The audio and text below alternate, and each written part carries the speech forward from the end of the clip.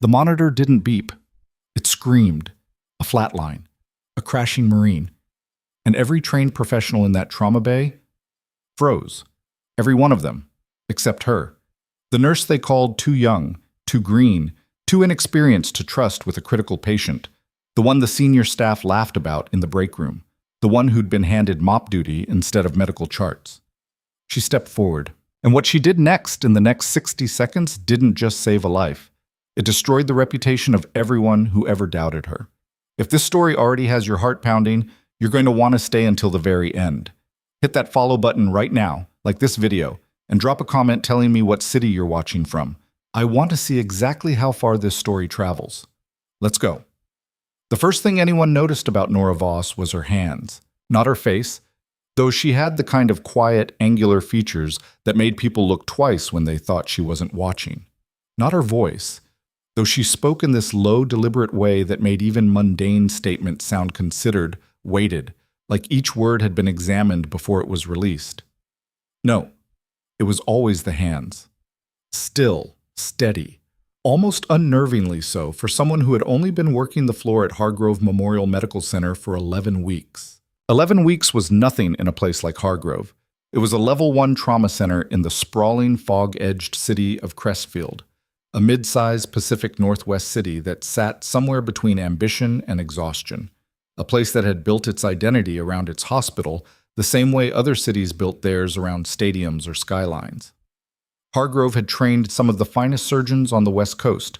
It had published research. It had saved governors and dock workers and a famous jazz musician whose name appeared on a plaque in the lobby alongside a modest donation to the cardiac wing.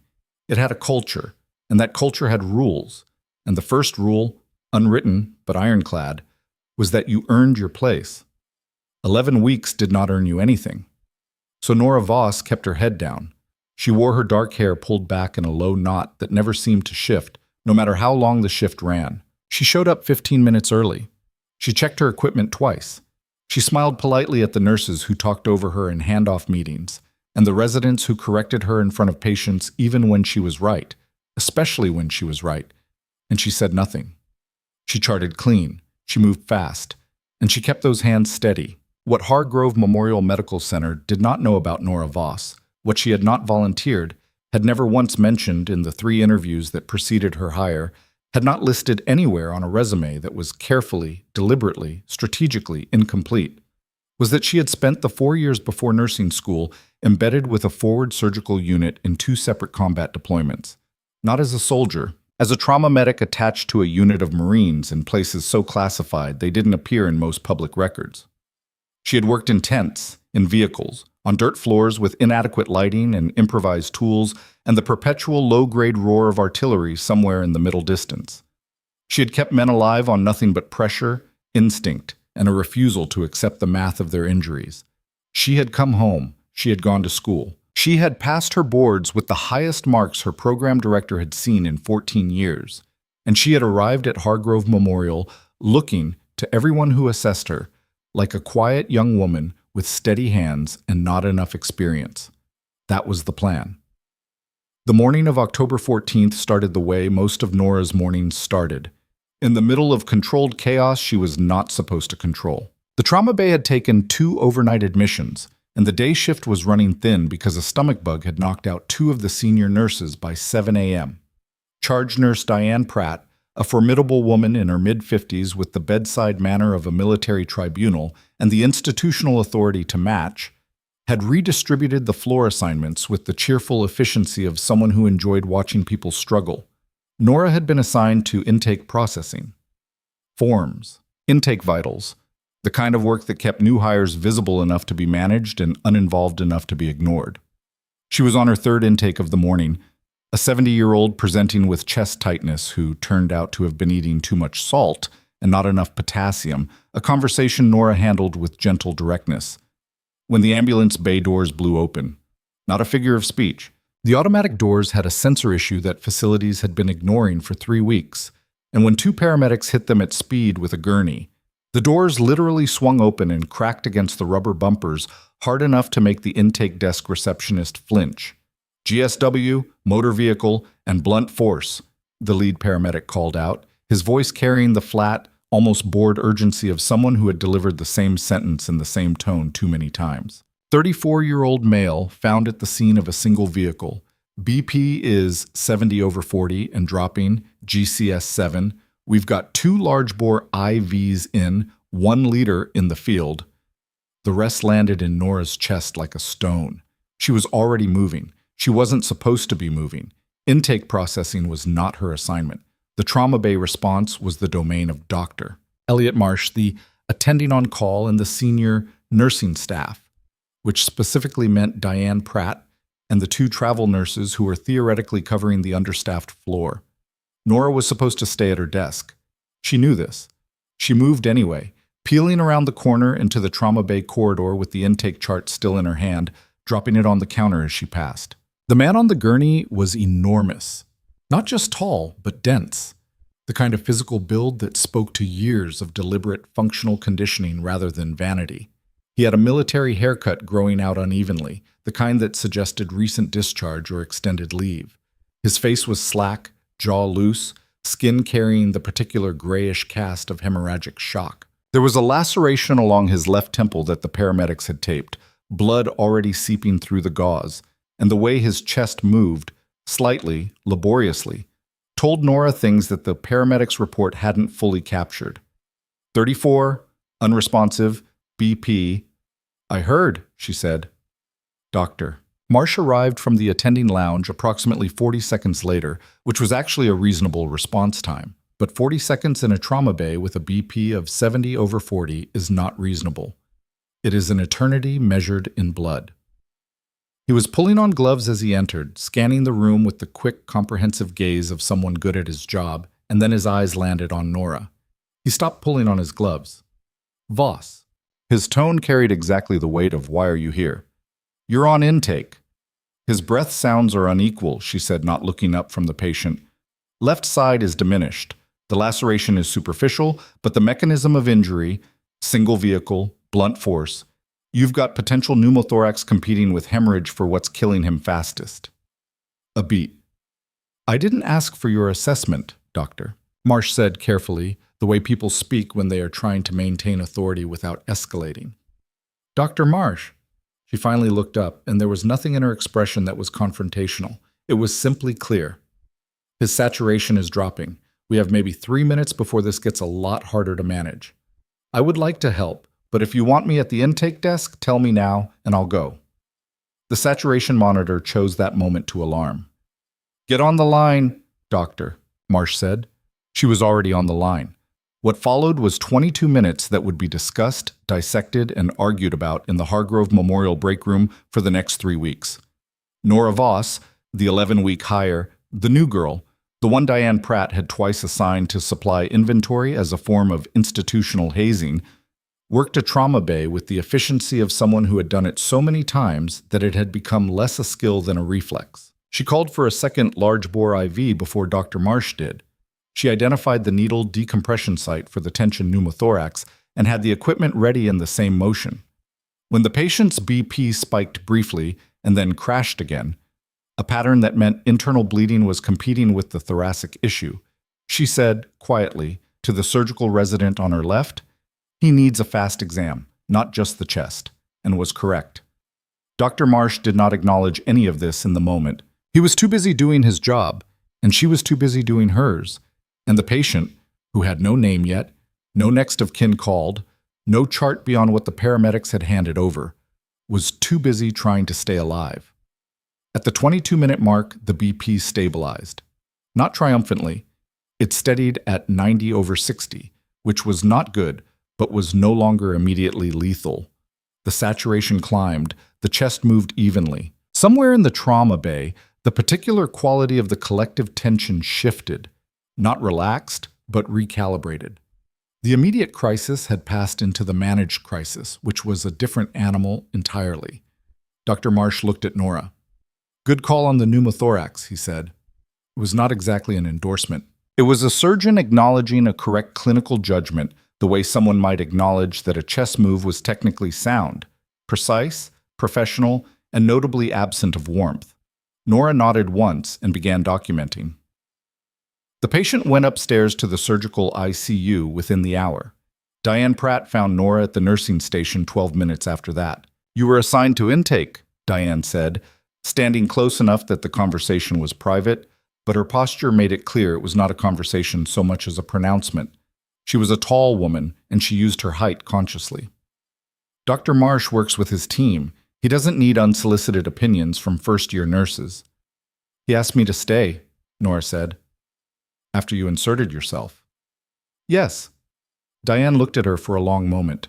There was something in the charge nurse's expression that Nora had learned to read over 11 weeks. It wasn't cruelty exactly. It was protectionism. Hargrove Memorial ran on hierarchy and seniority, and Diane Pratt was the architecture of that system on this floor. A new hire who moved without permission wasn't just breaking a rule. She was threatening a structure that had taken years to build. "The patient in Trauma 2 needs a Foley," Diane said finally. "You're on it." Nora picked up the supply tray. She did not argue. She did not explain herself further. She went and did the work, and she did it well. And she said nothing else about the man upstairs in the surgical ICU, whose name she still did not know. His name, as it turned out, was Ryan Mercer. She learned this not from the chart. She didn't have access to the SICU charts, but from the conversation she overheard 2 days later between the unit clerk and one of the surgical floor nurses standing near the elevator bank in a discussion that had the casual, unguarded quality of people who assumed no one was paying attention. "That Marine they brought in Monday," the floor nurse was saying, adjusting her badge lanyard. "No emergency contacts. Nothing. The social worker has been trying to reach someone since Tuesday." "What branch?" "Marines. Multiple deployments, apparently. His file came up with a Veterans Affairs flag." The elevator arrived and they stepped in and the doors closed, and Nora stood with her supply cart in the hallway and did not think about the man upstairs with no emergency contacts. She thought about her next patient and the Foley she needed to document, and the end-of-shift charting that was already running long. She was very good at not thinking about things. On the third day after Ryan Mercer's admission, Dr. Marsh stopped her in the hallway with a quality of deliberateness that meant he had been waiting for the right moment. "The patient from Monday," he said. "Mercer. He's been asking about the nurse who worked his trauma." Nora kept her expression neutral. "What did he want?" "Hard to say. He's still pretty out of it. They've got him on a significant pain protocol, but he's been coherent enough to ask twice." Dr. Marsh paused, studying her with the same clinical remove he used on everything. "I told him I'd pass along his thanks. That's kind. He said—" Marsh stopped, started again, in the manner of someone repeating something they found mildly inexplicable. "He said someone talked to him during the trauma. He said he could hear a voice telling him to stay, that he shouldn't go." Nora said nothing. "Did you do that?" Marsh asked. She held his gaze for a moment.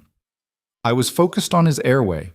Marsh nodded slowly, in the way of a man who was not entirely sure he'd gotten a straight answer, but couldn't identify exactly where the deflection had occurred.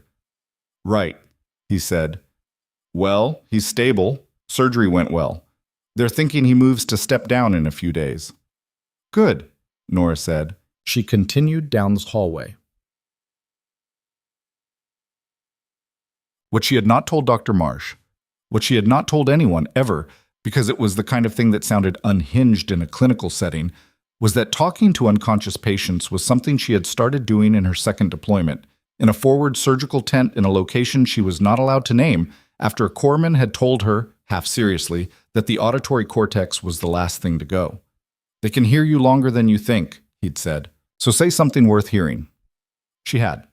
She had kept talking through procedures, through crises, through the spaces between stabilization and transport, when the patient was nowhere and everywhere at once. It wasn't spiritual. It wasn't superstition.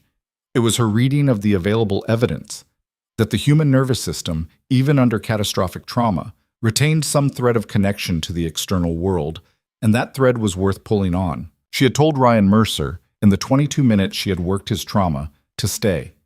She had said it twice, quietly, under her breath, so that only he could theoretically hear it.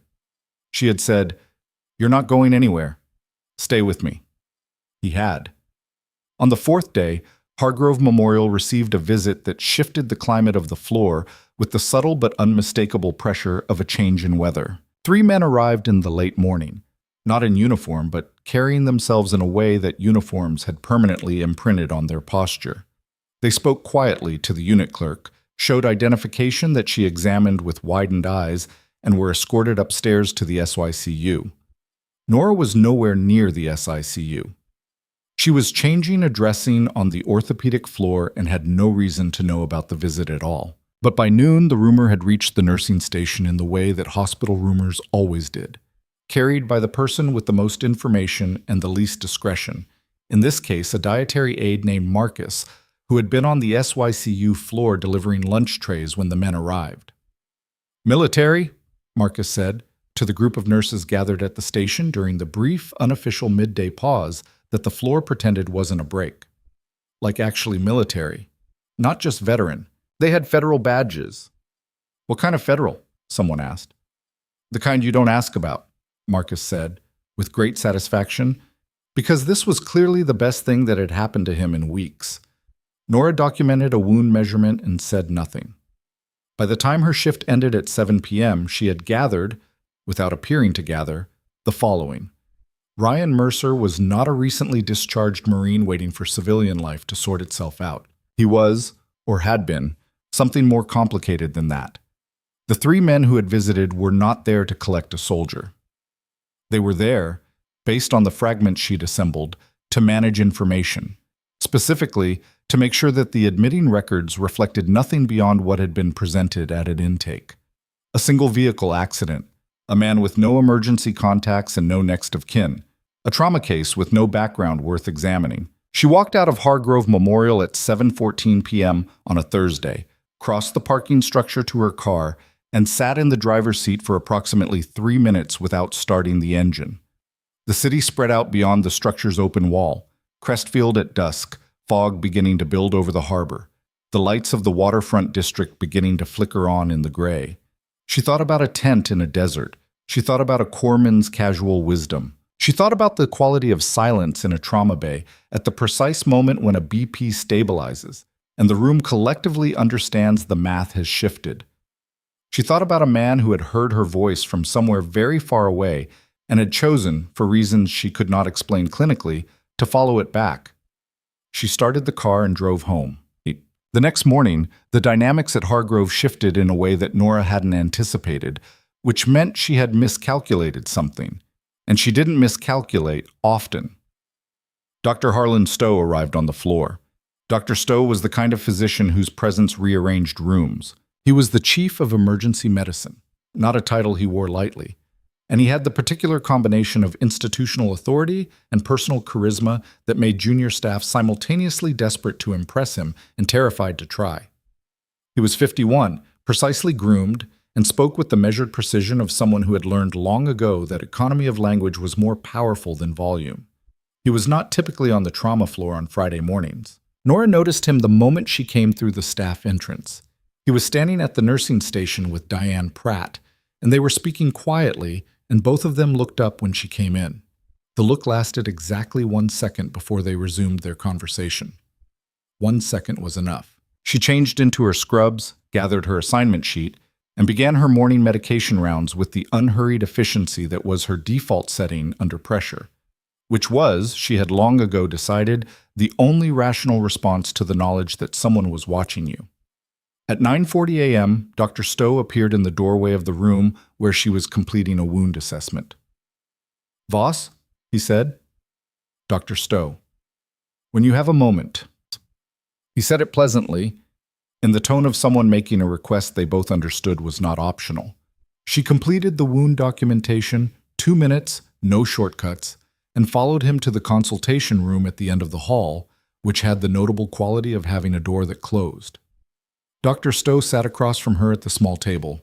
He had a thin folder in front of him that he did not open. He looked at her with the particular alertness of a man conducting an assessment he had prepared for. "Tell me about Monday," he said. Nora told him about Monday. She did not embellish. She did not perform modesty or manufacture uncertainty. She described what she had observed clinically, the decisions she had made and why, the sequence of interventions in the order she had executed them. She was specific, measured, and precise. When she finished, Stowe was quiet for a moment. "You identified the tension pneumothorax before the imaging confirmed it," he said. "Clinical presentation was consistent. Marsh's team missed it on the initial assessment." She didn't answer that because it wasn't a question, and answering it would be gratuitous. "Where did you train?" Stowe asked, and then more carefully. "Before nursing school." A pause. "Not long." "I worked in emergency medicine," she said, "in various settings." "Various settings," he repeated. He looked at her for a moment with an expression that suggested he found her answer interesting in precisely the way she had intended. He glanced at the folder but still didn't open it. "Voss, I want to be straightforward with you. What happened Monday? Your decision to enter that trauma bay, and what you did once you were in it, technically violated the floor assignment protocol. Diane has flagged it, and she's not wrong to flag it. Protocol exists for reasons." "I understand. However," he paused, "the patient is alive in part because of what you did. Dr. Marsh has acknowledged the pneumothorax call. The surgical team corroborated your assessment in their notes." He laced his fingers on the table. "I've reviewed your performance record for the past 11 weeks. It's immaculate. You've been assigned beneath your apparent skill level repeatedly, and you've done the work without complaint. That tells me something." Nora waited. "I'm moving you to the trauma bay team, effective Monday," Stowe said. "You'll work directly under Marsh. There will be a formal protocol review, not disciplinary, structural. Diane will not be your direct supervisor." He picked up the folder. "Any questions?" "No," she said. "Good." He stood. "One more thing." He set the folder back down without opening it and met her gaze with directness that had moved past assessment into something else, something that landed closer to respect, which was, she had learned, significantly rarer than competence. "Mercer is asking for you again. SICU cleared him for brief visitors yesterday. You don't have to go, but I thought you should know." He left. Nora sat at the small table for a moment in the consultation room with the closed door, in the particular quiet of a space where the previous conversation still occupied the air. Then she stood. She checked her watch. She had patience to see. She went to see Ryan Mercer at 6:50 p.m., 10 minutes before the end of her shift, because going during shift hours would have meant witnesses, and she was not ready to have this be a thing that was witnessed. The SICU was quiet in the way intensive care units were always quiet, not peaceful, but contained. The sounds were mechanical and rhythmic and clinical, and the lights had that particular late-day dimness that wasn't quite low enough to be comforting. She identified his room from the unit board and walked to it with the same directional certainty she brought to every space she moved through. Ryan Mercer was awake. He looked worse than she had expected, which meant she had been calibrating against the flatlined man on the gurney, which was an unfair baseline. He was propped at about 30 degrees, his left arm carrying an arterial line, a drainage tube visible at the edge of his gown, his face carrying the particular hollowed quality of someone who had gone through significant surgery recently and whose body was very focused on surviving. The military cut had grown out unevenly. There was a bruise along his jaw that had moved from purple to greenish yellow. But he was awake, entirely, clearly, fully awake in a way that the medication protocol should not have permitted, which told her something about his baseline tolerance that she filed away. He looked at her when she came through the door and did not look confused. "You're her," he said. His voice was rough, depleted, but the quality of it, the directness, was undiminished. "I'm Nora Voss," she said. "I work on the trauma floor. I was involved in your care when you came in Monday." "I know." He held her gaze steadily. He had dark eyes, the kind of dark that wasn't soft. It was watchful, accumulated. The eyes of someone who had learned to observe and never fully unlearned it. "I heard you." The room was very quiet. "You were unconscious," she said. Not a contradiction, a check. "I know," he said again, "but I heard you." A pause. He seemed to consider his words the same careful way she did. "You said I wasn't going anywhere. You said to stay." Nora stood at the foot of his bed, and for the first time in 11 weeks at Hargrove Memorial, she did not know exactly what to say. The auditory cortex, she said finally, is the last thing to... I know what it is, Ryan Mercer said quietly. I've been in trauma care. A beat. Something shifted in his expression, not softening exactly, but opening slightly at the edges. I'm not asking for an explanation. I'm just... He stopped, tried again. I wanted you to know I heard it, and it worked. The monitor beside him beeped steadily. How are you feeling? She asked. Like someone ran me through a concrete wall at 60 miles an hour, he said, which is apparently what happened. Your vitals are improving. Surgery was successful. So they tell me. He looked at her with an expression that was hard to categorize. Not gratitude, or not only gratitude. Something more studied, more considered. They also tell me the team that worked my trauma moved fast, that someone caught a chest issue before imaging. Dr. Marsh led the team, she said. Something in his expression said he already knew that wasn't the whole story, and he was choosing not to push it. There was something deeply, specifically recognizable in that choice, the discipline of someone who understood when to extract information and when to let it remain unspoken. I'm told you're moving to the trauma bay team, he said. She looked at him more sharply than she'd intended. He almost smiled. Not quite. The pain cost too much for a full expression. But the edges of it were there. Small hospital, people talk. They do, she agreed. Good, he said quietly. That's where you belong. He said it the way someone states a thing they have assessed and verified. Not a compliment, a conclusion. Not on intake. Nora looked at the man in the SICU bed, the man with no emergency contacts, the hollowed-out bruised face, the federal visitors who had come to manage his records, the eyes that were watching her with the particular attention of someone who had learned, in places neither of them could name, exactly how much a person could be read in the space of a single conversation. I'll check on you tomorrow, she said. I'll be here, he said. She turned to leave. Voss? She stopped in the doorway. Thank you, Ryan Mercer said, for not giving up on the math. She did not ask him what he meant. She understood exactly what he meant, because she had learned the same lesson in the same kinds of places, and she had never found a better way to say it. She walked back through the SICU, through the corridor, through the hospital that was settling into its evening rhythms around her. The shift changes, the quiet halls, the monitors keeping their patient vigil in every room. At the staff exit, she pushed through the door into the cool Pacific air of a Crestfield evening, fog thickening at the edges of everything. The city lights blurred and softened in the mist.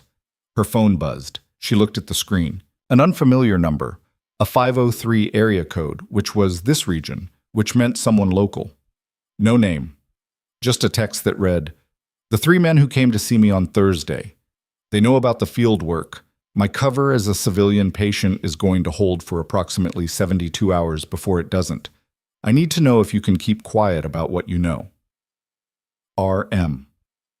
She read it twice. She looked out at the fog-wrapped city, at the harbor lights blurring in the gray, at the ordinary quiet of a Thursday evening in a mid-sized city that had no idea what was sitting in its SICU.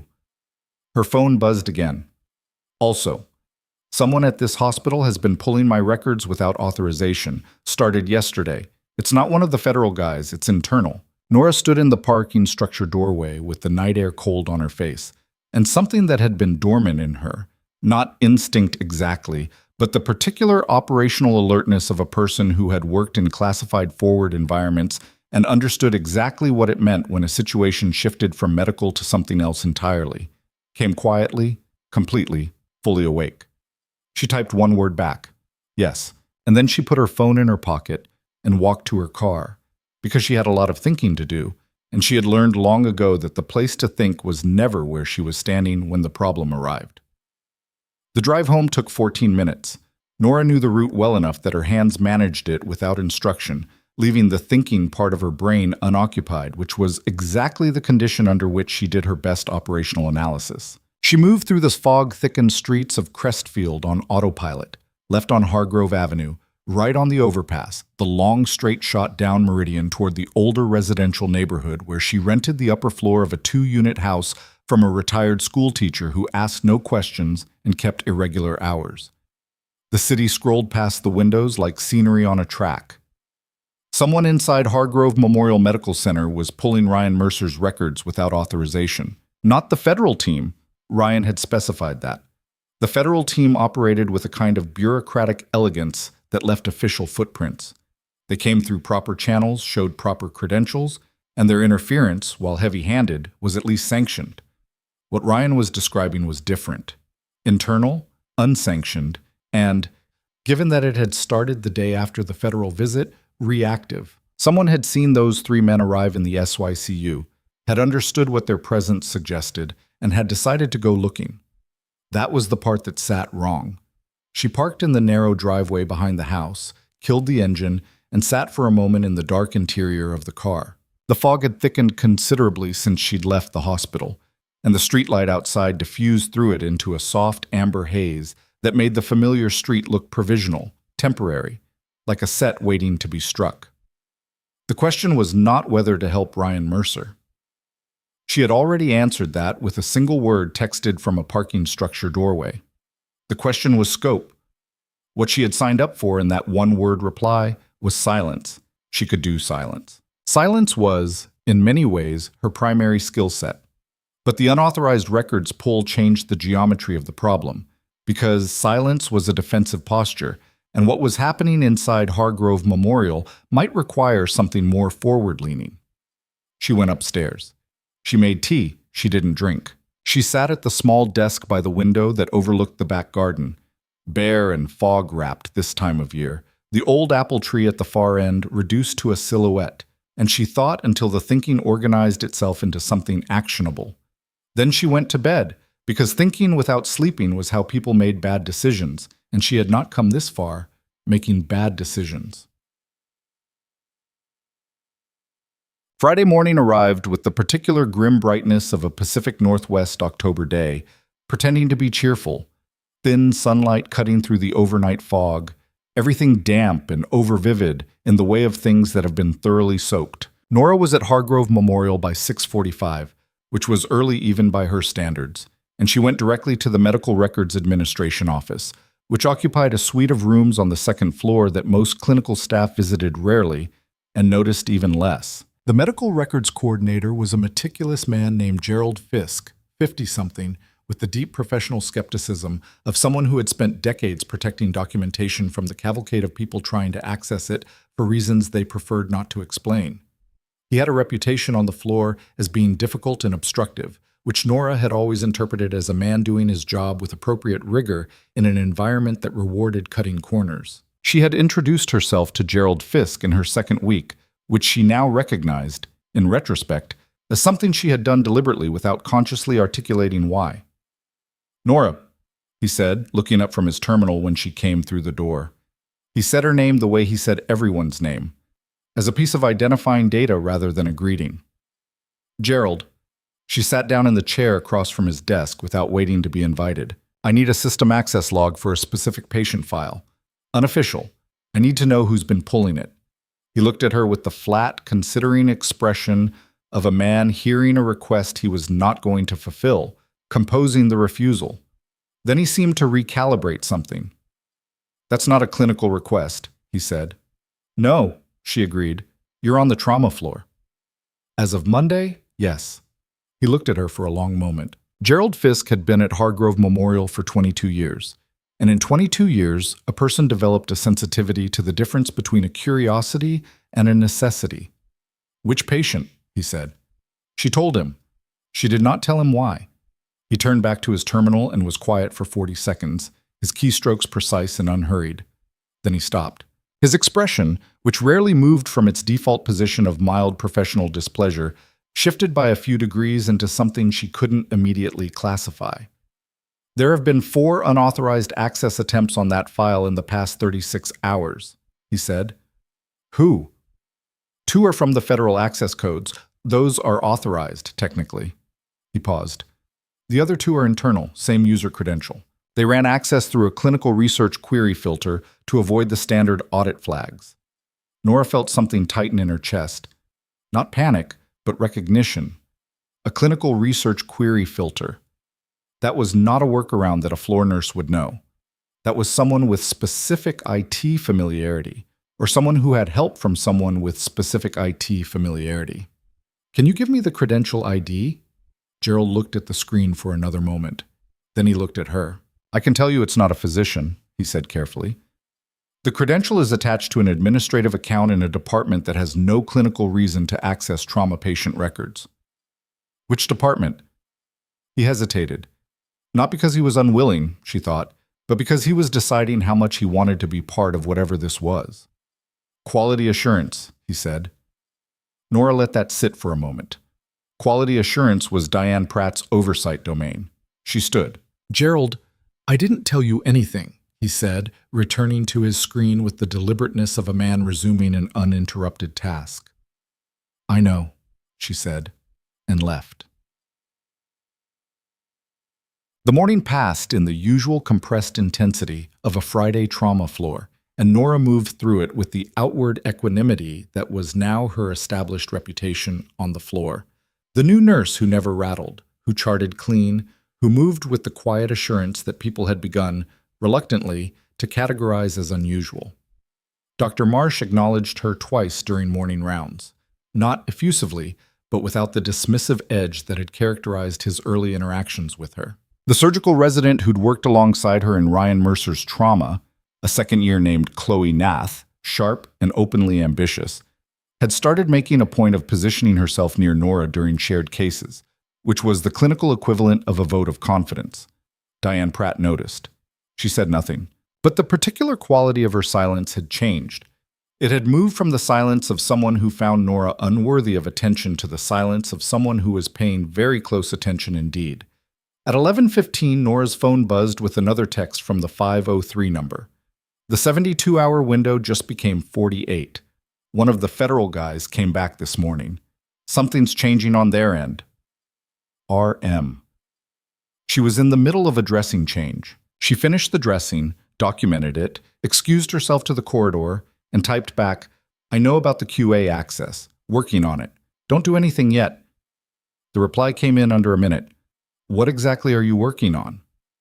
She considered her answer for a moment. Then, figuring out why someone inside this hospital cares enough about your records to risk their career pulling them without authorization.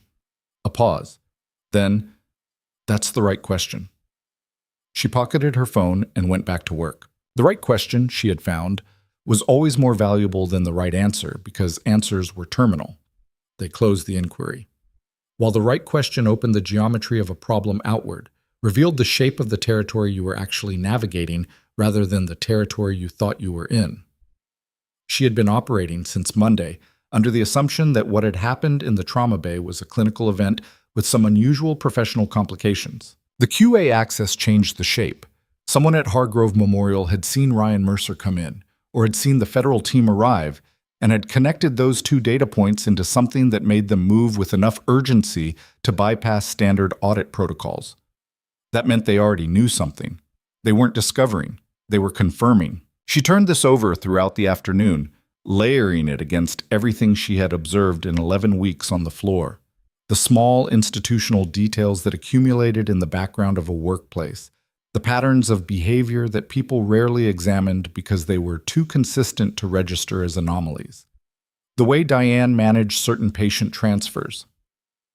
The way quality assurance reports sometimes moved with unusual speed on cases involving patients with no family contacts. The way the floor's documentation protocols had 3 or 4 specific gaps that a careful person would notice and a careless person would never think to look for.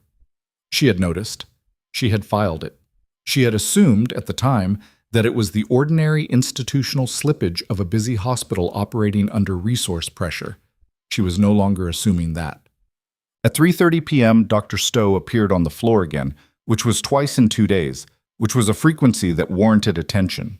He spoke briefly with Diane Pratt at the nursing station, and the conversation had a quality that Nora, observing from the medication room, not watching directly, because direct watching was the amateur move, read as structured and tense in the particular way of 2 people managing a shared problem. After Stowe left, Diane stood at the nursing station for a moment with her hand flat on the counter. Just for a moment. Then she straightened, and the expression resolved back into its default configuration, and she moved on with her day. Nora filed that too. She went to see Ryan Mercer at 5 p.m. Within shift hours this time, because she had decided that visibility was the better strategic posture. If someone at the hospital was watching his records, they were almost certainly watching his visitor log as well. A trauma nurse visiting a patient she had worked was unremarkable. A trauma nurse making covert late evening visits was a pattern. He looked better than he had the previous evening.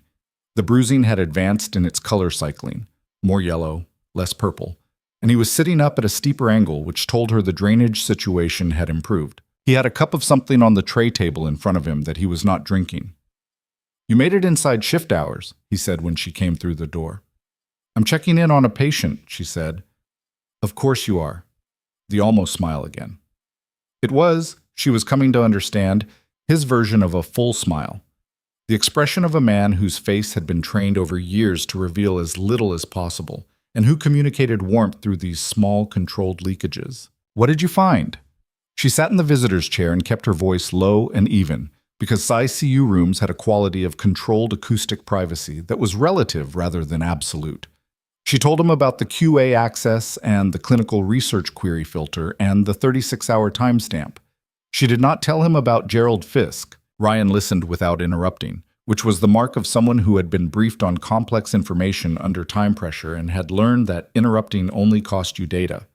When she finished, he was quiet for a moment. "Quality assurance," he said. "Yes." "Who runs it?" "Overseen by the charge nurse on trauma, Diane Pratt." She paused.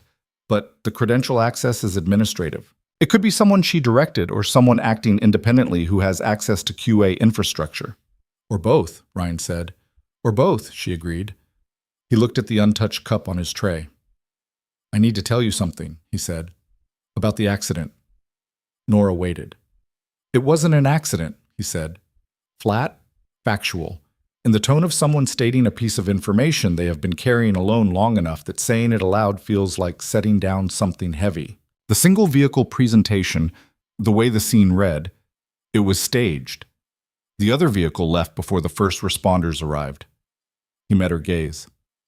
"Someone wanted me in a hospital with no military affiliation and no connections. Somewhere civilian, off the standard network. Somewhere they could get to me without the usual oversight." The SICU monitors kept their rhythm. "And Hargrove fit that profile," Nora said. "It wasn't random," he said. She sat with this for a moment. The shape of the territory kept expanding. The federal team, they're not here to manage your records. They're here to find out who targeted you. They're here to find out how much the targeting team knows about the operation I was working when it happened, he said carefully, which is a different problem. Because if the people who staged the accident know about the operation, then the operation is already compromised, he said, and I'm not the only one at risk. The room was very quiet. "How many people?" she asked. He shook his head, not refusing to answer, she thought, but indicating that the number was not the relevant variable. "Enough," he said, "that what happens in the next 48 hours matters considerably."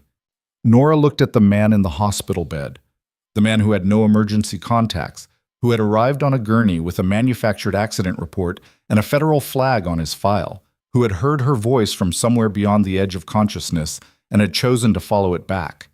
And she felt the full weight of the thing she had stepped into when she had typed that single word from a parking structure doorway. Yes, she had meant it as agreement to keep quiet. She was beginning to understand that it had been agreement to considerably more than that. "What do you need from me?" she asked. He looked at her for a long moment. The watchful, accumulated gaze that she had started to understand was not suspicion, but evaluation. The look of someone who had learned to trust carefully and was in the process of deciding whether the investment was sound. "There's a man on this floor," he said. "A patient. He came in 2 days after I did, presenting as a routine cardiac case." He paused. "He's not a cardiac case." Nora stilled. "He's been in the room 4 doors down from mine for 36 hours, Ryan continued. "He was transferred from another facility. The paperwork on his transfer is thin. Too thin. And his attending has changed twice since admission, which doesn't happen with routine cardiac cases." "You've been watching the floor," she said. I've been in a hospital bed, he said. I observe. She thought about the man 4 doors down. She thought about thin transfer paperwork and rotating attendings. She thought about a QA access log with a 36-hour timestamp. You think he's connected to the people who staged your accident? I think it's possible, Ryan said. I think someone placed him here to watch me until the situation resolved one way or another. And I think whatever the people watching my records were looking for, they were looking for confirmation of that connection. Nora stood. His name? Listed as Thomas Dre, 61 years old, cardiac arrhythmia. Ryan held her gaze steadily. But the way he watches the door, Nora, that's not a cardiac patient, that's a professional. She was already running the clinical math. A patient watch required access to routine nursing care. Routine nursing care required a nurse to enter the room. And a nurse entering a room was unremarkable, unlogged, invisible in every way that mattered. I need to see him without it looking like I'm seeing him, she said. You're a nurse, Ryan said simply. See him. That. Thomas Dre's room was, as Ryan had described, 4 doors down from the SICU proper. Technically a step-down unit placement, which meant he had been assessed as stable enough to move, but not stable enough for a general floor. Nora approached the room the way she approached every room, which was to say purposefully and without any quality of hesitation or performance, because hesitation and performance were the things that registered on the peripheral awareness of careful observers. She knocked once, pushed through the door with a tablet in her hand, and smiled at the man in the bed with the particular calibrated warmth of a nurse doing a routine check. Thomas Dre was 61, or at least he fit the chart description well enough that she couldn't immediately dispute it. He was compact, gray-haired, with a face that had been weathered by something other than age. He had an IV and cardiac monitoring leads, and the general presentation of someone who had been in a hospital bed long enough to become convincingly patient-like. But Ryan had been right about the door. The man's eyes moved to it when she entered with the precise, immediate tracking of someone who had spent significant professional time in spaces where entrances mattered. Sorry to disturb you, Mr. Dre, she said, glancing at the tablet. Just running through afternoon vitals for the floor. You had a change of attending today? That's right, he said. His voice was pleasant and unrevealing. New doctor. Harmon, I think. Dr. Harmon, yes. She made a note on the tablet that said nothing. How are you feeling? Any changes in the chest tightness? About the same. He was watching her in a way that was calibrated to appear as ordinary patient attentiveness. It was very good. She might have missed it if she hadn't been looking for it. Any visitors today? A pause. Brief? Most people would have missed it. My daughter came by this morning, he said. Nora checked the visitor log on her tablet. The visitor log for Thomas Dre showed no entries in the past 72 hours. Good, she said warmly. It helps to have family nearby. She completed the vital check with brisk efficiency, made several notations that meant nothing, and said, I'll check on you again before shift change, and walked back out. In the corridor, she moved to the nursing station, sat down, and opened the charting system on the workstation. She was looking for Thomas Dre's transfer documentation, the originating facility, the referring physician, the clinical notes from the sending team. What she found was exactly what Ryan had described. Thin, bureaucratically complete but experientially hollow, the paperwork of a file that had been constructed rather than accumulated. The originating facility was a small regional hospital 200 miles north. The referring physician's name resolved to a practitioner whose license was active, but whose associated practice address turned up a vacant office suite in a building she recognized for reasons she couldn't immediately source as a federal GSA-managed property. She pulled back from the workstation slowly.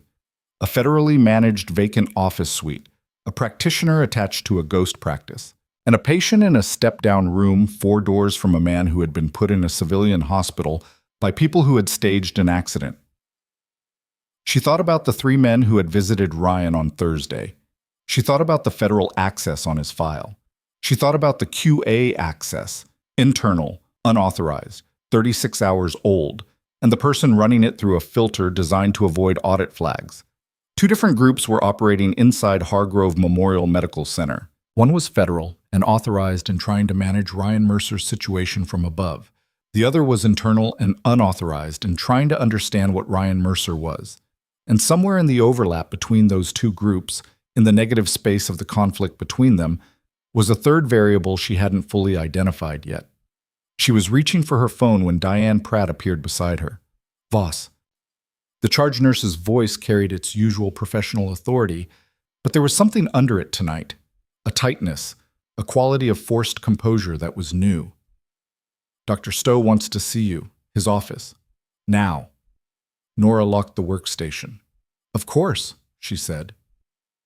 Dr. Stowe's office was on the administrative floor, 2 elevators up, a different world from the controlled chaos of trauma. It had the quality of spaces that existed to make decisions in, which was to say it was quiet, organized, and faintly pressurized in ways that had nothing to do with the HVAC system.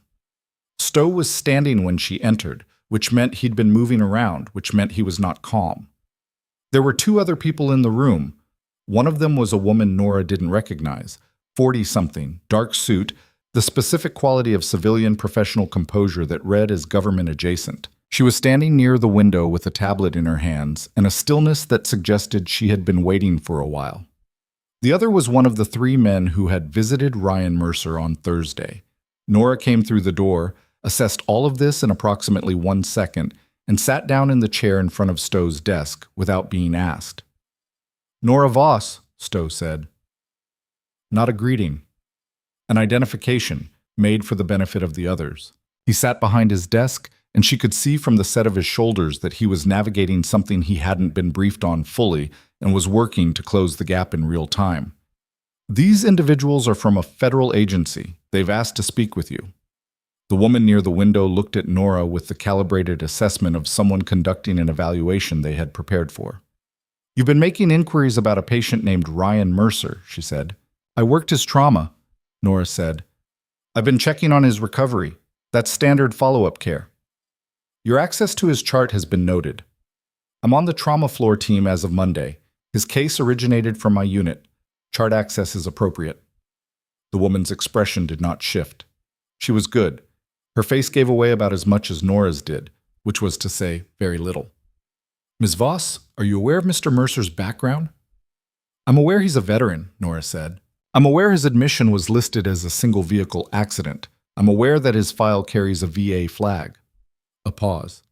"I'm also aware that you're asking me these questions, which tells me you're trying to determine what I know, rather than tell me something you want me to know." A silence. The man from Thursday's visit looked at the woman. Something passed between them. Not a glance exactly, but a mutual recalibration. "Ms. Voss," the woman said, "what is your background before nursing school?" "I worked in emergency medicine in various settings," Nora said. "That's what your file says." The woman set down her tablet. "We'd like a more complete answer." The room was very still. Stowe was watching her from across his desk with an expression that had moved past administrative concern into something closer to fascination. The look of a man who had suspected there was more to the quiet nurse on his trauma floor and was now watching the confirmation arrive in a form he hadn't anticipated. Nora looked at the woman in the dark suit. She looked at the man from Thursday. She looked at Harlan Stowe, who had given her Monday mornings and a trauma bay assignment, and she now realized had probably been doing his own quiet investigation since the moment he had reviewed her immaculate 11-week performance record and sensed the gap between what it showed and what it implied. "How much do you need to know?" she said. The woman reached into her bag and set a folder on Stowe's desk. Nora looked at the folder. It was thin. Government documentation always ran thin when it was saying something real, because real classified information operated on the principle of minimum necessary disclosure. But the cover sheet was visible, and what was on the cover sheet was a case designation she recognized. Not her name, not directly, but the unit, the theater, the timeline, her second deployment. "Enough," the woman said quietly, "to know that you are not who this hospital thinks you are." Nora looked at the folder for a long moment. She thought about 11 weeks of intake processing and supply inventory, and a Foley insertion assigned as institutional hazing. She thought about Diane Pratt. saying you inserted yourself with the flat certainty of a woman who had never considered that the person she was managing might have been, in a previous life, someone who made considerably higher stakes decisions than floor assignment protocols. She thought about Ryan Mercer saying that's where you belong from a hospital bed with drainage tubes and an arterial line and the eyes of someone who had read her in 2 minutes flat. "What do you want from me?" she said. The woman opened the folder. "We have a situation developing inside this hospital," she said. "One that involves the patient you've been visiting, the patient 4 doors down from him, and someone on the staff who has been feeding information to the people who staged Ryan Mercer's accident."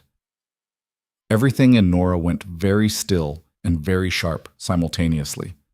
The particular internal state she had learned, in a forward surgical tent in a place she couldn't name, to recognize as the moment when a situation stopped being theoretical and became operational. "The QA access," she said. The woman nodded once. "You know who it is," Nora said. "We know the credential," the man said, speaking for the first time. His voice was low, controlled. "We don't know if the credential owner is acting voluntarily or under coercion. That distinction matters." "Why does it matter?" "Because under coercion," he said, "they're a victim, and a victim handled wrong becomes a casualty." Nora absorbed this. She looked at Stowe, who had been sitting very still behind his desk, with the expression of a man who had walked into a conversation expecting to manage it and had discovered it was considerably above his authorization level. She felt something like clarity for him, the strange sympathy of watching someone discover that the floor has been deeper than they knew. "What do you need me to do?" she said. The woman slid a single sheet from the folder and placed it in front of Nora. It was a time-stamped access log. At the bottom, in a small administrative font that hospitals used for credential identifiers, was a name she recognized. Not Diane Pratt. Someone else entirely. Someone who had been, for 11 weeks, so thoroughly beneath her notice that the recognition arrived like a cold wave, not because the name was surprising, but because she understood, in the same instant she read it, exactly how she had been used, and by whom, and since when. Nora set the sheet down on the desk. "When?" she said. "Tonight," the woman said. "It has to be tonight, because the people who put Thomas Dre in that step-down room are moving tomorrow, and when they move—" She paused. "Ryan Mercer won't be the only person in this building at risk." Stowe made a sound, not a word, just a controlled exhalation that carried the entire weight of a man processing the fact that his hospital had become something none of his emergency preparedness protocols had accounted for. "Dr. Stowe," the woman said, without looking at him, "we're going to need your cooperation in making sure the evening staff rotations run as normal. Nothing changes. Nothing signals." She finally looked at him. "Can you do that?" He straightened in his chair. For a moment, the administrator was entirely visible. The years of institutional management, the trained composure, the deep professional investment in the organization he ran. Then something resolved in his face, the way things resolve when a person stops managing a situation and decides to meet it. "Yes," he said. Nora picked up the access log sheet and looked at the name again. In 9 hours, the evening shift would start. The SICU would run on a skeleton crew. Thomas Dre's room would be quiet. The corridors would empty to their nighttime configuration, the hospital settling into its overnight rhythms. The monitors, the low-lit hallways, the hourly checks. The particular vulnerability of a building full of people who needed to believe they were safe. And somewhere in those corridors, a person whose name she was holding in her hand was going to do something that put Ryan Mercer and everyone connected to him in a danger that had nothing to do with his cardiac rhythm or his chest tube or the BP she had hauled back from the edge of nothing on a Monday morning while everyone else froze. Nora set the sheet down. "I need to go back to the floor," she said. "If I'm not on the floor, it signals." The woman nodded. "We know where you are." Nora stood. She looked at the woman, at the man, at Harlan Stowe, who was watching her now with an expression she could not have predicted 11 weeks ago in a conversation about intake processing and protocol violations. "Ms. Voss," Stowe said. She paused. "Who are you?" he said quietly. Not accusatory, genuinely asking. The question of a man who had believed he knew and had been wrong and was old enough to find that interesting rather than threatening. She considered the question. The nurse who worked his trauma, she said. And she walked out of his office, back to the elevator, back to the floor she was assigned to, back into the controlled ordinary motion of a hospital evening that was not going to stay ordinary for very long. Her phone buzzed as she stepped off the elevator. The 503 number. They moved the timeline up. Dre's been on his phone for the past hour. Something's been triggered. RM. She typed back, walking. I know. Stay in your room. Lock your bed rail sensor so the nurse call registers if anyone enters. 30 seconds. Already done. Nora. A pause. She watched the screen. Be careful. These people don't make mistakes twice. She put her phone in her pocket and pushed through the trauma floor doors into the low-lit corridor, where the monitors kept their patient rhythm and the evening staff were beginning their rotations. And somewhere 4 doors down from Ryan Mercer, a man who was not a cardiac patient, had spent the last hour on his phone. And the thing she had stepped into with a single word from a parking structure doorway was about to become something that all her training, all her discipline, all her 11 weeks of careful invisibility had been, she now understood, preparation for. The floor was quiet. It would not stay quiet. And in the step-down room adjacent to Thomas Dre's, the room that had been listed as empty in the evening census, the room that appeared on the floorboard with no patient assignment, the room whose door Nora had passed a dozen times without registering because empty rooms did not warrant registration, a light that had not been on an hour ago was now on, visible in the thin gap beneath the door. The light under the door was thin and steady, not the sweep of a flashlight, not the blue pulse of a phone screen. Fixed, overhead. Someone had turned on the room light in a room that the census listed as unoccupied, and they had either not known or not cared that the gap under the door made it visible from the corridor. Nora did not stop walking. Stopping was the amateur move. A pause in a person's gait in a monitored environment registered on peripheral awareness the same way a skipped heartbeat registered on a rhythm strip. She continued past the door at her established pace, turned at the nursing station, picked up a chart from the rack as though that had been her destination all along, and stood at the counter with the chart open in front of her while her brain ran the math. The room had been listed as empty on the evening census she had checked at shift handoff 40 minutes ago. It was possible the census hadn't been updated. Admissions sometimes lagged by 20 or 30 minutes when the floor was busy. But the evening shift had been quiet. No new admits, no transfers pending. And the step-down unit didn't do emergency overflow without a charge nurse notification. She set the chart back in the rack. She pulled her phone and sent a single text to the 503 number. Empty room adjacent to Dre is occupied. Someone is in there. Do not respond to this. I'll come to you when I know more. Then she walked to the evening charge desk, where a travel nurse named Petra was doing medication reconciliation with the focused inward attention of someone who had learned to create a privacy bubble through sheer concentration. Petra, Nora said quietly. The step-down room, 412.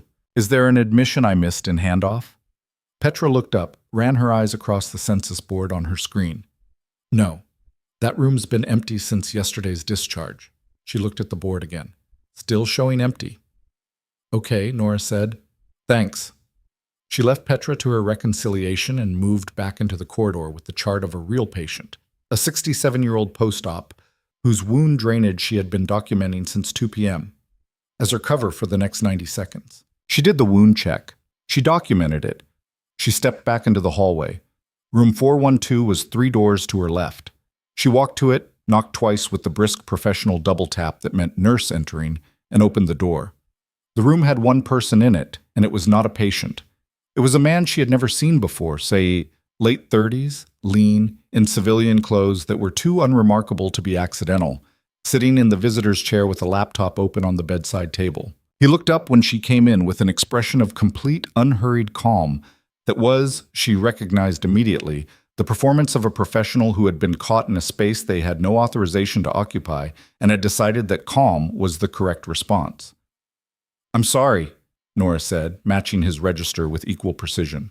Polite, professional, mildly puzzled. This room's unoccupied. Can I help you? Just waiting for someone, he said. Who would that be? A pause. He closed the laptop. Orderly told me I could wait here. Said the room would be quieter than the waiting area. Nora looked at the room. The laptop was closed, but she had seen enough of the screen in the 2 seconds before he closed it. A floor diagram. Hargrove Memorial's step-down unit, viewed from above, with room numbers visible. She had registered it in the same involuntary, comprehensive way she registered everything in spaces she entered, and she filed it in the same instant. "I'll need to ask you to use the main waiting area," she said. "This is a patient care floor. We can't have visitors in unoccupied rooms." She smiled. "I'm sure you understand." He stood without protest, picked up the laptop, moved past her through the door with the unhurried ease of someone who had expected to be moved along at some point and had planned for it. She walked with him to the elevator bank, not escorting exactly, but making it clear she was available to continue the escort if necessary, and watched him step into the elevator and turn to face the doors. He looked at her as the doors closed. His expression had not changed, but his eyes, for 1 second, in the instant before the metal doors completed their travel, had looked at her with the flat, technical assessment of someone cataloging a variable in a problem they were actively solving. She walked back to the nursing station, sat down, and typed on her phone under the counter. There was a man in the empty room adjacent to Dre. Laptop with a floor diagram. "He's been moved to the lobby, but he's not gone. Alert your federal contact. Now, not later." Then she thought for approximately 4 seconds and added, "And tell them there may be more than one." The response came from Ryan in under 2 minutes, which meant he had either been holding his phone or had been waiting for exactly this. Already contacted. "They're moving. What's your status?" Her status. She looked at the evening floor, the nursing station, the corridor lights on their nighttime dimming, the monitors audible from the rooms in their steady mechanical chorus. Petra doing medication reconciliation. The overnight attending, Dr. Harmon. The same doctor. Harmon listed as Thomas Dre's attending. Somewhere in the building, his location unverified. Dr. Harmon. She had noted the name twice in the past 6 hours without fully examining it, because each time the name had arrived attached to another piece of information that had taken priority. She looked at it now. She pulled the hospital staff directory on the workstation and searched for Harmon. The search returned one result, Dr. Calvin Harmon, hospitalist, on staff at Hargrove Memorial for 4 months, which was, she noted, 3 months longer than her own tenure, but not by the margin that would make him part of the institutional fabric. His credential photograph showed a man in his mid-40s, professional, unremarkable. His access log, which she was not technically authorized to view, but which the workstation she was currently on had broader privileges than her assigned credentials should have permitted, a discrepancy she had noted in her first week and filed as an IT infrastructure gap, showed that he had accessed Thomas Dre's chart 7 times in the past 2 days, which was within the range of normal attending activity. It also showed that he had accessed Ryan Mercer's chart once. 3 hours ago. An attending hospitalist had no clinical reason to access the chart of an SICU patient who was not under his care. She stared at the screen for exactly 2 seconds. Then she opened a new query and pulled Harmon's full access log for the past 4 months. The pattern was immediate and unmistakable. Over 4 months, Doctor. Calvin Harmon had accessed charts of patients who fit a specific demographic profile: veteran, male, no emergency contacts, VA flag, with a frequency that was more than incidental and less than explicable by any normal attending workflow. 12 patients over 4 months, all of them with the same profile characteristics. Most of them brief stays, resolved admissions. 2 of them listed as transferred to other facilities before discharge. Transfer documentation on both was thin, bureaucratically complete, experientially hollow. The same construction she had seen on Thomas Dre's intake. She was already reaching for her phone when the overhead announced a code call. Not a code blue, which was cardiac, and not a code red, which was fire. A code gray, combative patient. The announcement specified the unit. Step down, room 414, Thomas Dre's room. Code gray responses pulled available staff. Not a full trauma mobilization, but enough people moving that the corridor shifted from quiet to directed within 90 seconds. Nora was one of 3 nurses who converged on room 414 because that was the correct response to a code gray and deviating from correct response was the thing that drew attention she could not afford. What she found in Thomas Dre's room was not a combative patient. Thomas Dre was on the floor. He had made it approximately 4 feet from his bed before whatever had hit him had taken him down. She could see the trajectory in the pulled IV line, the toppled monitor lead, the way his body had fallen with the particular controlled collapse of someone trained in how to fall, someone whose neuromuscular system had worked to minimize damage even as it failed. He was conscious, barely. His breathing was labored and his color was wrong in a way that was not his cardiac presentation. It was the color of a man in acute pain from something that had happened in the past few minutes. "He went down hard," said the overnight tech, a young man named Devin, who had arrived first and was crouched beside Dre with the wide-eyed urgency of someone whose night had just become something they hadn't signed up for. "I was doing rounds and I heard it." "Get the crash cart to the door. Don't bring it in yet," Nora said, already on her knees beside Dre, 2 fingers at his carotid. Pulse present. Fast. Thready. She did a rapid visual scan of his body. No blood, no obvious trauma, but the way he was breathing, shallow, effortful, with a subtle accessory muscle use that didn't match his cardiac chart, said something was wrong with his chest, and it had happened acutely, and it had happened recently. "Mr. Dre," she said. "Thomas. Look at me." His eyes found her. They were focused, sharply, specifically focused, the eyes of a man who was in significant distress but had not lost situational awareness. He looked at her with an expression that was not the confusion of a sick patient and not the fear of a man who had simply fallen. It was recognition, specific, directed, almost communicative. "What happened?" she said, low enough that only he could hear. His lips moved. She leaned in. He said one word, "Harmon." She leaned back. In the same motion she said, at full clinical volume, "I need the attending on call, not Dr. Harmon, whoever is on call back up tonight. Page them now." She looked at Petra, who had come in behind her. "And I need security at the floor entrance. Standard code gray protocol." Petra reached for her radio. Nora kept her hand on Dre's wrist and did the secondary assessment with the efficiency of someone who had done it in worse conditions: the tent, the vehicle, the dirt floor. His vitals were bad but not immediately lethal. His chest presentation suggested acute tension, possibly triggered pharmacologically, something that could be introduced through an IV line and would look, in retrospect, like a cardiac event in a patient already admitted for arrhythmia. Clean, deniable, the kind of complication that showed up in discharge paperwork as progressive cardiac deterioration. She looked at the IV site on his left forearm. The line was intact.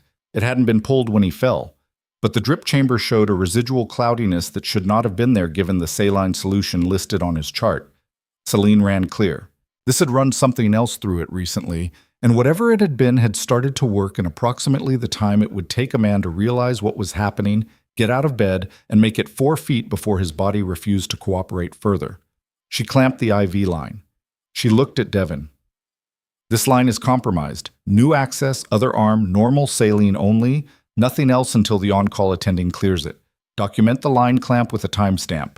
"What do I tell them it's for?" "Suspected line contamination," she said. "That's exactly what it is." The on-call backup attending arrived in 6 minutes. A hospitalist named Dr.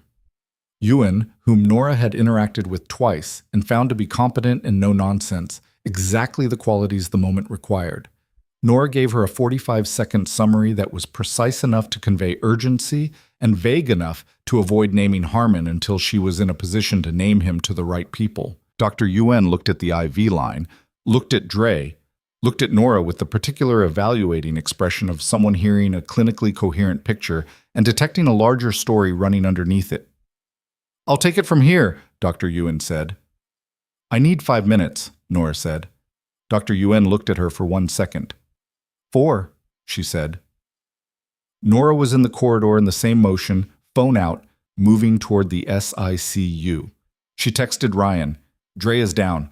Harmon is involved. Your federal contact needs to know. Harmon may have administration access to this floor going back 4 months. There may be other patients." She pushed through the SICU doors.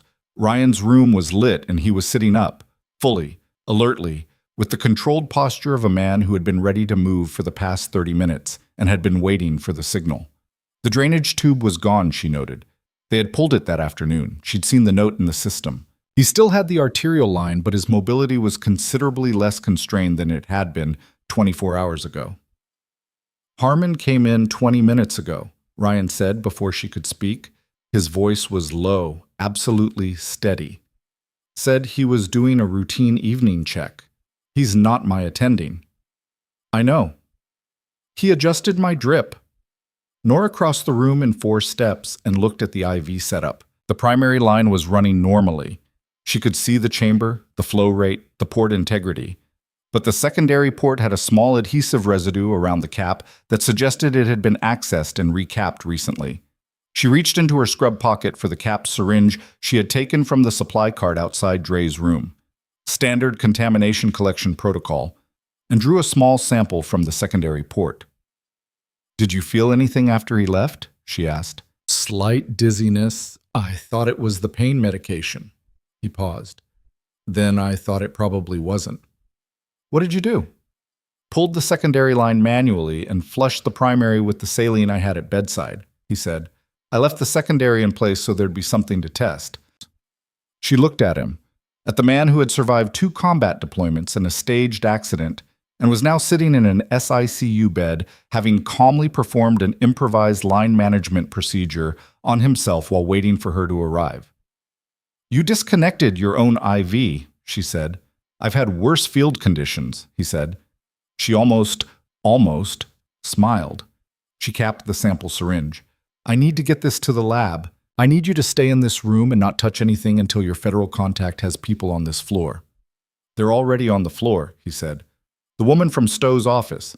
She's been in the staff lounge since 9 p.m. Nora stopped. How do you know that? Because I asked, he said simply. The next 40 minutes moved with the compressed, accelerating logic of a situation that had passed beyond containment and into response.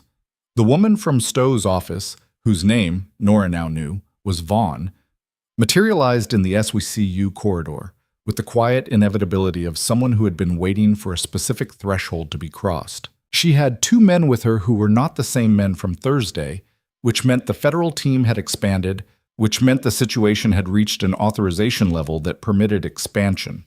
Vaughn looked at the capped syringe in Nora's hand. Secondary port, Ryan Mercer's SICU room, Nora said, accessed by Dr. Calvin Harmon approximately 30 minutes ago. I have a matching sample from Thomas Dre's compromised IV line. Vaughn took both samples with gloved hands and passed them to one of the men without looking at him. Where's Harmon now? I don't know. He left the SICU before I arrived. Security? Petra called them to the step-down floor for the code gray. They don't know Harmon is the target. They will in about 30 seconds, Vaughn said, and spoke quietly into a radio at her shoulder. Nora looked at her. The access logs. 4 months of patient charts. Veteran, no contacts, VA flag. 12 patients, 2 listed as transferred but with hollow documentation. I need to know what happened to those 2. Vaughn's expression moved. Not much, but enough. We know about the 12, she said. You know. We've been building the case for 9 weeks, Vaughn said. Ryan Mercer was the first patient in this pattern who had a professional background that let him recognize what was being done to him and reach out before it was completed. She paused. The 2 transfers, we have leads. Not confirmed outcomes. Nora absorbed the full weight of that. Not confirmed outcomes. In the flat institutional language of federal case management, that phrase carried a specific and terrible meaning that she did not need to have explained. 9 weeks, she said quietly. You've been building the case for 9 weeks and we didn't have enough, Vaughn said. We had a pattern and a theory and circumstantial access logs. We needed a direct act. Tonight gave us the direct act. She held Nora's gaze with the level steadiness of someone who had made operational decisions that cost something and had stopped apologizing for the math. We also didn't have anyone on the inside who could move without triggering the network. And now you do, Nora said. Now we do, Vaughn agreed. A radio crackle at Vaughn's shoulder, one of the men, from the corridor. Harmon's in the parking structure, level 2. He's heading to a vehicle. Hold him at the exit, Vaughn said. Don't approach. Wait for me. She looked at Nora one more time. The quick, comprehensive assessment of someone confirming a resource. Stay with Mercer, she said. Don't let anyone into that room who isn't Dr. Ewan or authorized staff. She moved down the corridor with the unhurried speed of someone who was finally running forward rather than waiting. Nora went back to Ryan's room. He was still sitting up, still carrying the controlled posture, but there was something in his face now. A slight release of tension at the jaw, a quality of the eyes that had shifted from operational to something more human and considerably less armored. She recognized the state. It was what happened when the immediate threat reduced from critical to managed. Not safe, not over, but no longer the kind of immediate that required the suppression of everything non-tactical. They have Harmon, she said. Good. He was quiet for a moment. The others? The ones he transferred? They know, she said. They're working on it. He nodded slowly. He looked at the window, the Crestfield night beyond it, fog and harbor lights, and the city carrying on its ordinary business at 11 p.m. with no idea what had been running inside one of its hospitals for the past 4 months. I should have gotten here faster, he said. You were hit by a car, she said. Before that. His voice carried no self-pity. It was the flat, factual grief of someone applying professional standards to a situation where those standards had not been met. I had the pattern 3 weeks before the accident. I was running it up the chain, and the chain was slow, and I let the chain be slow. You're not responsible for the chain, she said. I'm responsible for what I do when the chain is slow, he said. She didn't argue with that because she understood it too precisely to offer comfortable contradiction. The thing about the kind of background they apparently shared, the thing no one who hadn't done it could fully understand, was that it didn't leave you with the luxury of clean absolution. You made decisions, and the decisions had outcomes, and the outcomes belonged to you in a way that no chain of command or institutional structure could fully dilute. That was the weight of it. That was also the reason you kept doing it. The man in the empty room, she said, with the laptop and the floor diagram, who was he? External contractor, Ryan said. Harmon's network used them for the transfers. They coordinate transportation, documentation, intake at the receiving end. He paused. The man you moved to the lobby, he was there to confirm I was still in the room before they moved to the next phase. Which was the IV. Which was the IV? He looked at her. You got there first. You pulled your own line, she said. You got there first, he repeated. And the quality of it was not a compliment. It was something more specific, more calibrated, the acknowledgement of one professional by another that carried the weight of full understanding. He knew what it meant to get there first. He knew what it cost and what it required and what kind of person it demanded you be, and he was telling her he knew. The silence in the room was different from the silences that had preceded it. It had lost the operational pressure, the high-frequency tension of a managed crisis, and settled into something quieter and considerably heavier. Nora, he said. She looked at him. After this, after tonight, after whatever the next few days are, he stopped. Tried again. In the deliberate way of someone composing a sentence that needed to say something true and was finding the words carefully. I'd like to buy you coffee. Not in a hospital, in a place where neither of us is on alert. She looked at the man in the SICU bed. The bruising had gone fully to yellow. The arterial line caught the room light. He was watching her with the watchful, accumulated gaze that had been assessing her since the moment she came through his door with a tablet in her hand and said, just running through afternoon vitals, in a tone that had not fooled him for a second. You're still a patient, she said. For approximately 48 more hours, he said. Ask me in 48 hours, she said. He nodded once, with the quality of a man noting something in a permanent record. The next 2 hours had the quality of aftermath, the particular institutional process of a crisis that had peaked and was now being documented, managed, and gradually absorbed into the machinery of official response. Security had Harmon in the ground floor security office. Vaughn was with him, along with the man from Thursday who had come back, and whatever was happening in that room was happening behind a closed door that Nora had no access to and did not attempt to access, because scope discipline was the thing that kept operational people functional, and she had reached the edge of her scope. Dr. Stowe arrived on the floor at 11:40 p.m. He had been called in, clearly, because he was in business attire at a time of night when a hospital administrator had no reason to be in business attire unless they had dressed specifically to come in. He looked at Nora when he found her at the nursing station, and he looked at her for a long time before he said anything. "Tell me what you can," he said. She told him what she could. She was specific about the clinical sequence, the code gray, the compromised IV lines, the sample collection, the access log pattern, and precise about the limits of her knowledge on the investigative side. She did not tell him about the 2 transfers with uncertain outcomes, because that information was Vaughn's to disclose, not hers. He listened without interrupting. When she finished, he sat down in the chair beside the nursing station. Not his chair, not his space, a chair that belonged to the overnight shift. And he looked at the floor for a moment. 12 patients, he said. That I found. Over 4 months. Under my watch, he said. The 2 words carried the full weight of what they meant to a man who had run an institution for 11 years and understood, in this moment, the gap between institutional oversight and institutional reality. It was not self-pity either. It was the same quality of accountable grief she had seen in Ryan's face, the recognition of where the system had failed, and the refusal to distribute that failure into comfortable abstraction. The pattern was designed to be invisible, she said. It used the existing gaps in documentation protocol. It would have required someone looking specifically for it to find it. You found it, he said. I found the edge of it, she said.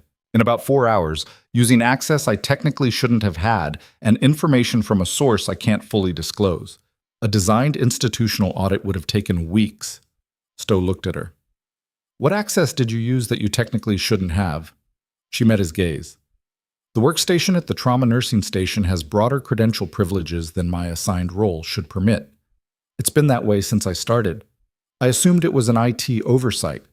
It is an IT oversight, he said. Then, I'm going to fix it. I know, she said. After this is resolved, he added. I know that too, she said. He almost smiled, the controlled, tired version of a smile that belonged to a man at the end of a very long night. Nora, he said, I reviewed your complete file tonight, not just your nursing file. He paused. Vaughn sent over a clearance summary. She waited. I'm not going to pretend I understand what your background means in full, he said carefully, but I understand what it means for my floor. He looked at her steadily. You are exactly where you should be, not intake, not inventory. Here. She felt something move in her chest. Not gratification, or not only gratification. It was the specific, quiet shift of a thing that had been held in tension for a long time releasing. 11 weeks of institutional diminishment, of being handed the mop when she should have been handed the chart, of doing the work underneath its proper acknowledgement. Not because she needed acknowledgement, but because the patients had needed her at the level she was capable of operating, and the structure had placed her somewhere else. Thank you, she said. I should have looked more carefully from the start, he said. Yes, she agreed, because she was not going to manufacture false comfort for him when the honest version was more useful. He stood. Go home, Nora. It's midnight, and your shift ended at 7. In a few minutes, she said. He knew better than to argue. He walked toward the elevator, and his silhouette in the corridor had the posture of a man who had added something significant to what he was responsible for and had decided to be equal to it. Nora sat at the nursing station. The overnight floor was running its normal rhythms around her. The monitors, the quiet footsteps of the night staff, the building in its deep hours configuration. She checked the overnight census. She checked Ryan's vital telemetry from the nursing station monitor. Stable, solid, the BP of a man whose body was doing what bodies did when the immediate threat had been removed and the machinery of recovery was permitted to run. She was preparing to leave when her phone buzzed. Not the 503 number, an unknown number. No area code she recognized. A string of digits that was too long to be a standard domestic number and too short to be international. She looked at it. The text said, Ms. Voss. The 2 patients listed as transferred. We found the first one. He's alive. She stared at the screen. The second one, the file indicates he was transferred to a long-term care facility in a different state under an assumed name. We have the facility. We have the name. He's been there for 6 weeks. She typed back. Is he okay? The response took 40 seconds. He's alive. He doesn't know who he is. Nora set the phone down on the nursing station counter. She looked at the overnight floor. She looked at the monitors and the low-lit corridor and the ordinary institutional machinery of a hospital running its nighttime rhythms, full of people who were sick and damaged and dependent on the structure around them to be what it claimed to be. She thought about a man in a long-term care facility in another state who did not know his name. She thought about 11 weeks of supply inventory and intake processing. She thought about the access log in Gerald Fisk's system and a floor diagram on a closed laptop and an IV line with a residue of something that was not saline. She thought about the word Dre had said with the last of his available breath before she clamped his line. Harmon. Harmon was in the security office downstairs. The contractor with the laptop was in federal custody. The IV samples were in the lab. The case that Vaughn had been building for 9 weeks had its direct act, its chain of evidence, its pathway forward. But the man in the long-term care facility didn't know his name. And somewhere in Harmon's network, a network built over 4 months with 12 known patients, and an infrastructure of hollow documentation and cooperative contractors and a ghost practice attached to a federal property, there was a connective thread she had not yet found. The thing that answered the question Ryan had identified from a hospital bed with a drainage tube and yellow-green bruising. Not just what was being done to these patients, but where they were being sent, and why. And who beyond Harmon was receiving them. Harmon was operational. He was not the architecture. She picked up her phone. She typed to Vaughn's number, which she had stored after Stowe's office. Harmon is a contractor too. Someone commissioned this. The ghost practice property. Who owns it? She stood. She gathered her things. She walked to the elevator and pressed the button for the lobby. Her phone buzzed as the doors opened. Vaughn. We know who owns it. That's why this doesn't end tonight. The elevator doors closed. The lobby was quiet at this hour. The overnight security desk. The soft, institutional lighting. The faint smell of floor cleaner that every hospital shared regardless of geography. She crossed toward the exit, her footsteps steady, her mind running the new geometry. The architecture above Harmon, the ghost property, the man in the long-term care facility who had no name. She pushed through the exterior doors into the Crestfield night. The fog had lifted. The harbor was clear for the first time in days, the water visible beyond the city lights, dark and flat and wide. She could see the distant cluster of lights on the far shore, a small community she had never had reason to visit, and something about the view, the clarity of it after days of obscuring gray, registered as significant in a way she couldn't immediately name. Her phone buzzed. Not Vaughn, not the 503 number. An unknown number, different from the one that had texted about the transferred patients, a clean 10-digit number, local area code. The text said, "You asked the right questions, you found the right things, but there is one piece you don't have yet, and it's the piece that makes the rest of it make sense." She stopped walking. It's not Harmon's network. Harmon is one node. The person who built the network works at Hargrove Memorial, has worked there for years, and tonight, when security went to the parking structure, they didn't go alone. Her chest went cold. Check who logged into the security office access system at 11:07 p.m. Before Harmon arrived. Before the federal team. 30 seconds before the code gray call was placed. She was already turning back toward the hospital doors when the final text arrived. You know this person, Nora? You've been watching them for 11 weeks, and you cataloged everything they did, and you filed it as ordinary institutional behavior. It wasn't. She was back through the hospital doors in 4 seconds.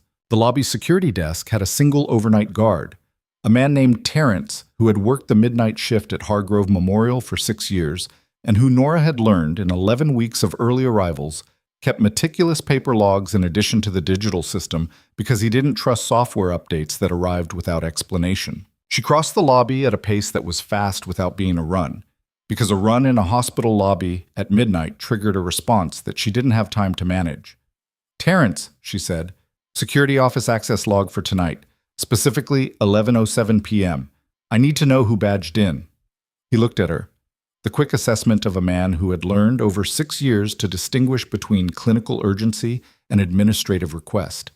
Whatever he read in her face resolved the question. He turned to his monitor, navigated 3 screens with practiced efficiency, and stopped.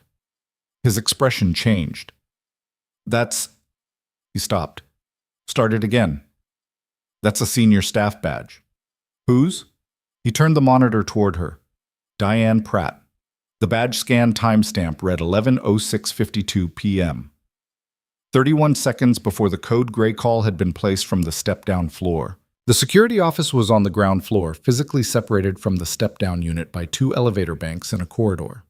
There was no clinical reason for a charge nurse to badge into the security office at 3 minutes past 11 on an evening she was not assigned to the floor, unless she had gone there specifically to do something before the code gray brought people running. Pull the security office interior camera for that window, Nora said. 11:06 to 11:12. Terrence was already on it. He was, she noted, a man who had spent 6 years watching a building, and the particular alertness in him now was not agitation. It was the focused engagement of someone who had been waiting, in some ambient professional sense, for the night to become worth watching. The interior camera footage loaded. The security office was small: a monitoring station, a desk, 2 filing cabinets, the server rack that managed the building's access control system. The timestamp rolled to 11:06:52 and Diane Pratt walked in. She moved directly to the server rack. She did not hesitate, did not look at the cameras. Because she knew the camera positions, Nora realized. Of course she did. She had worked this building for years and had the kind of institutional familiarity that meant she knew every gap and every angle in the surveillance architecture. She reached behind the second rack panel and did something with her hands that the camera angle partially obscured. Then she walked out. 11 seconds, start to finish. What's behind that panel? Nora said. Terrence was already on his feet, moving around the desk.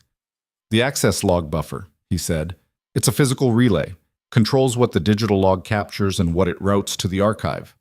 He was walking toward the security office door as he spoke, badge in hand. If you interrupt the relay for the right window, the log shows an incomplete record, Nora finished. Or a clean one, he said, depending on what you're trying to hide. He badged into the security office and went straight to the server rack. Nora stood in the doorway and watched him check the relay. He crouched, looked at the panel, ran his hand along the back of it, and stopped. There's a bypass clip, he said. It's been placed on the secondary relay circuit. He looked up at her. This would have made the access log for the parking structure exit show clean for a specific window tonight. The parking structure, where security had gone to hold Harmon at the exit, where Vaughn's team had moved to intercept, where, if the access log for a specific window showed clean, someone could have moved through without the federal team knowing they had been there. When was it placed? Nora said. Can't tell exactly. Tonight, based on the dust pattern, this rack hasn't been touched in weeks. He stood. Nora, whoever placed this, they know this building's infrastructure at a level that takes years. I know, she said. She was already texting Vaughn. Diane Pratt badged into the security office at 11:06, 31 seconds before the code gray. She placed a bypass clip on the parking structure exit log relay. Someone moved through the parking structure during your intercept of Harmon and the log won't show it. You may not have everyone. The response came in 8 seconds. How certain? Camera footage and physical evidence. Terrence in overnight security has both. A pause that was 12 seconds long and felt considerably longer. Get out of the security office. Don't approach Pratt. Where is she now? Nora looked at Terrence. Diane Pratt. Is she still in the building? He checked his screen. Her badge hasn't exited. He scanned the internal log.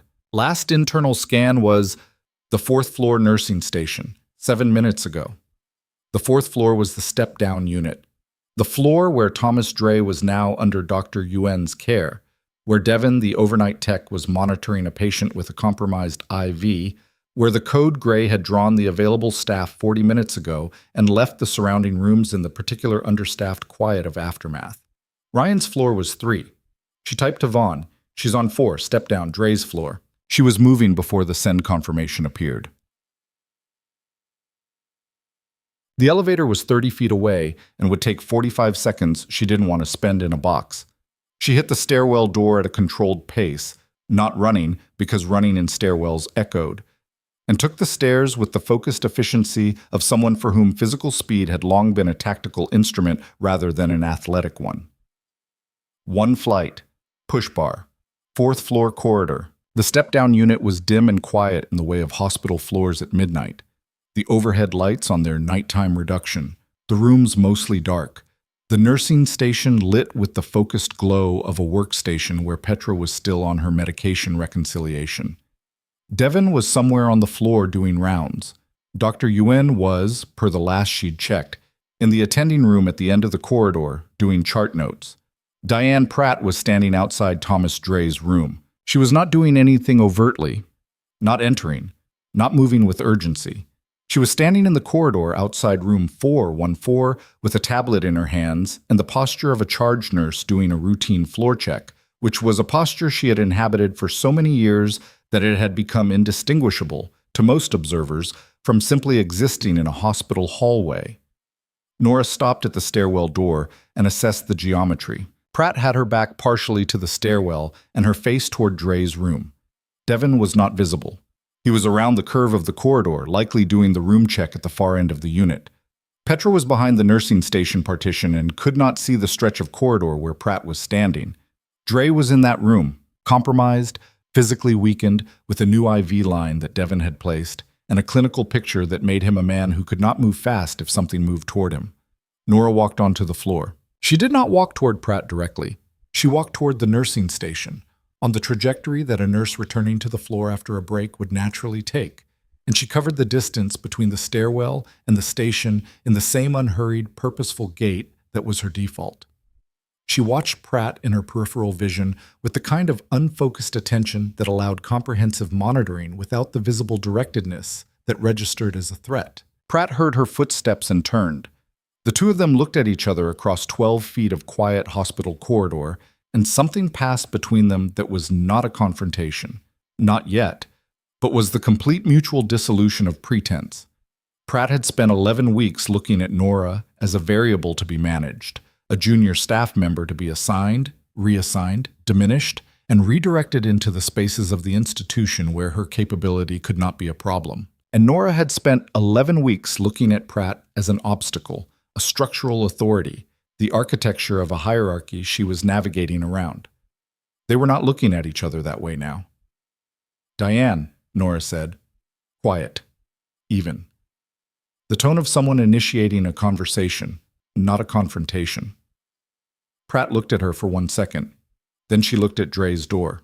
Then she looked back at Nora, and whatever calculation was running behind her eyes completed itself and produced a result that Nora read clearly. She was deciding whether the thing she had come to this floor to do was still executable with Nora standing 12 feet away. "You should have gone home," Pratt said. "I forgot my jacket," Nora said. It was such an ordinary thing to say that it landed in the corridor like a stone in still water. Pratt looked at her.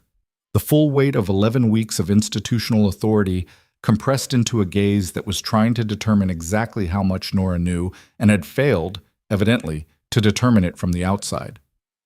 "Step away from that room," Nora said. Still quiet. Still even.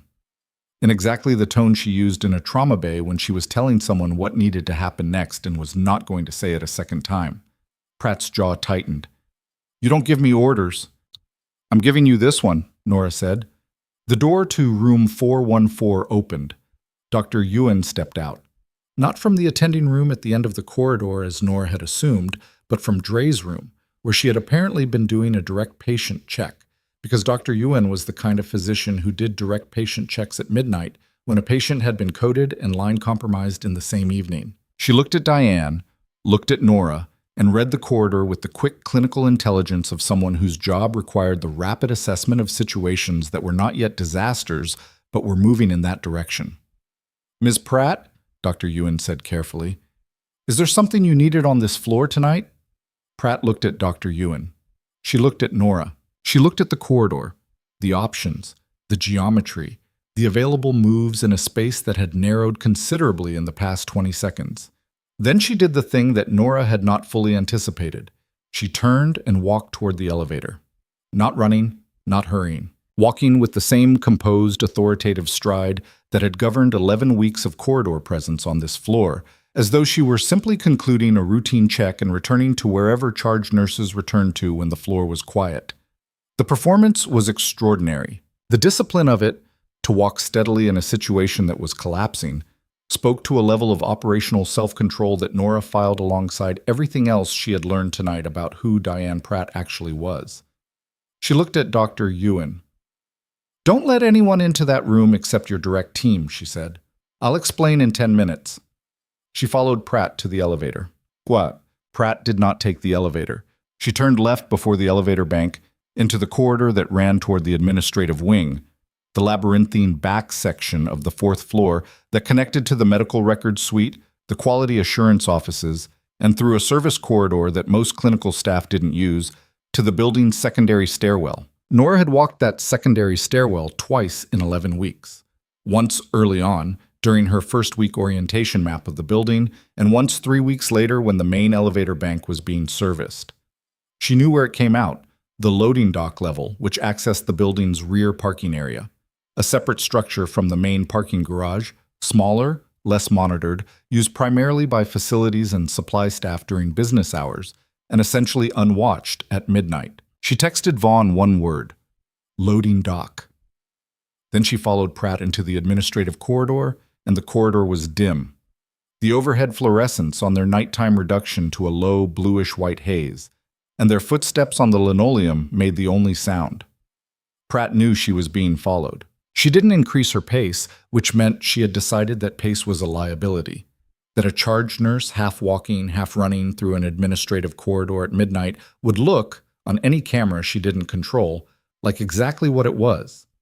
So she maintained her measured stride, and Nora maintained hers, and the distance between them stayed at approximately 15 feet through 2 corridor turns and the push bar of the service stairwell door. The stairwell was concrete and uninsulated, and the sound of 2 people descending it was entirely different from the muffled acoustics of the carpeted corridor, sharper, more definitive, each footfall a declaration.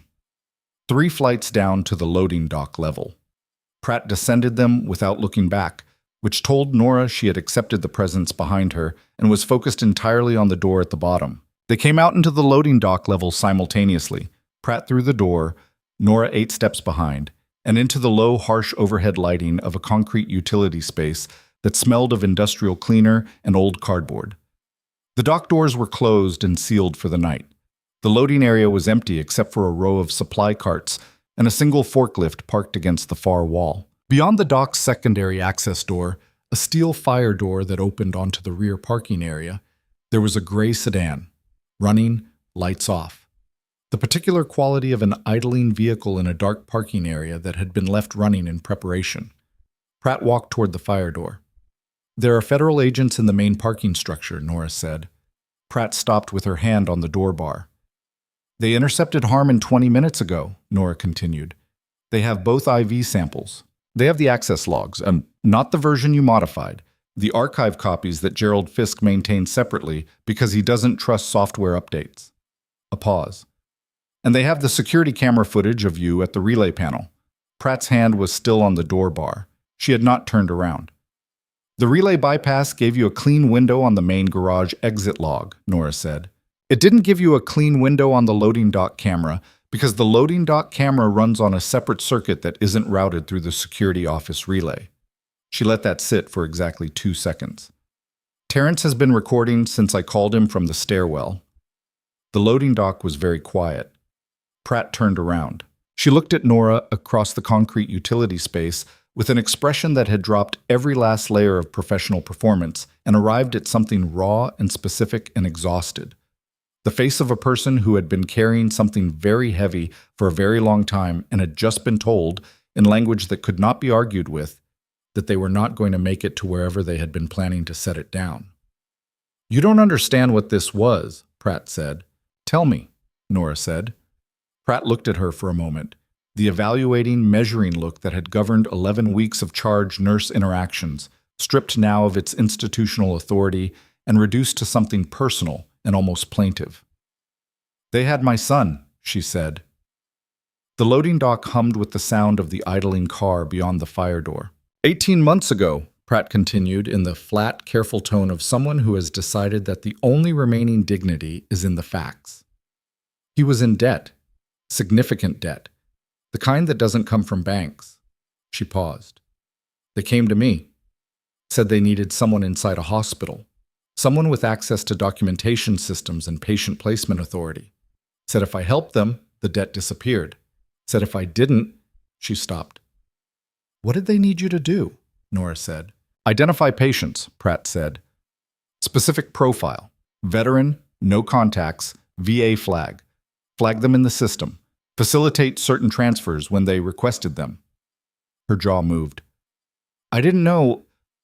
At the beginning, I didn't know what the transfers were for.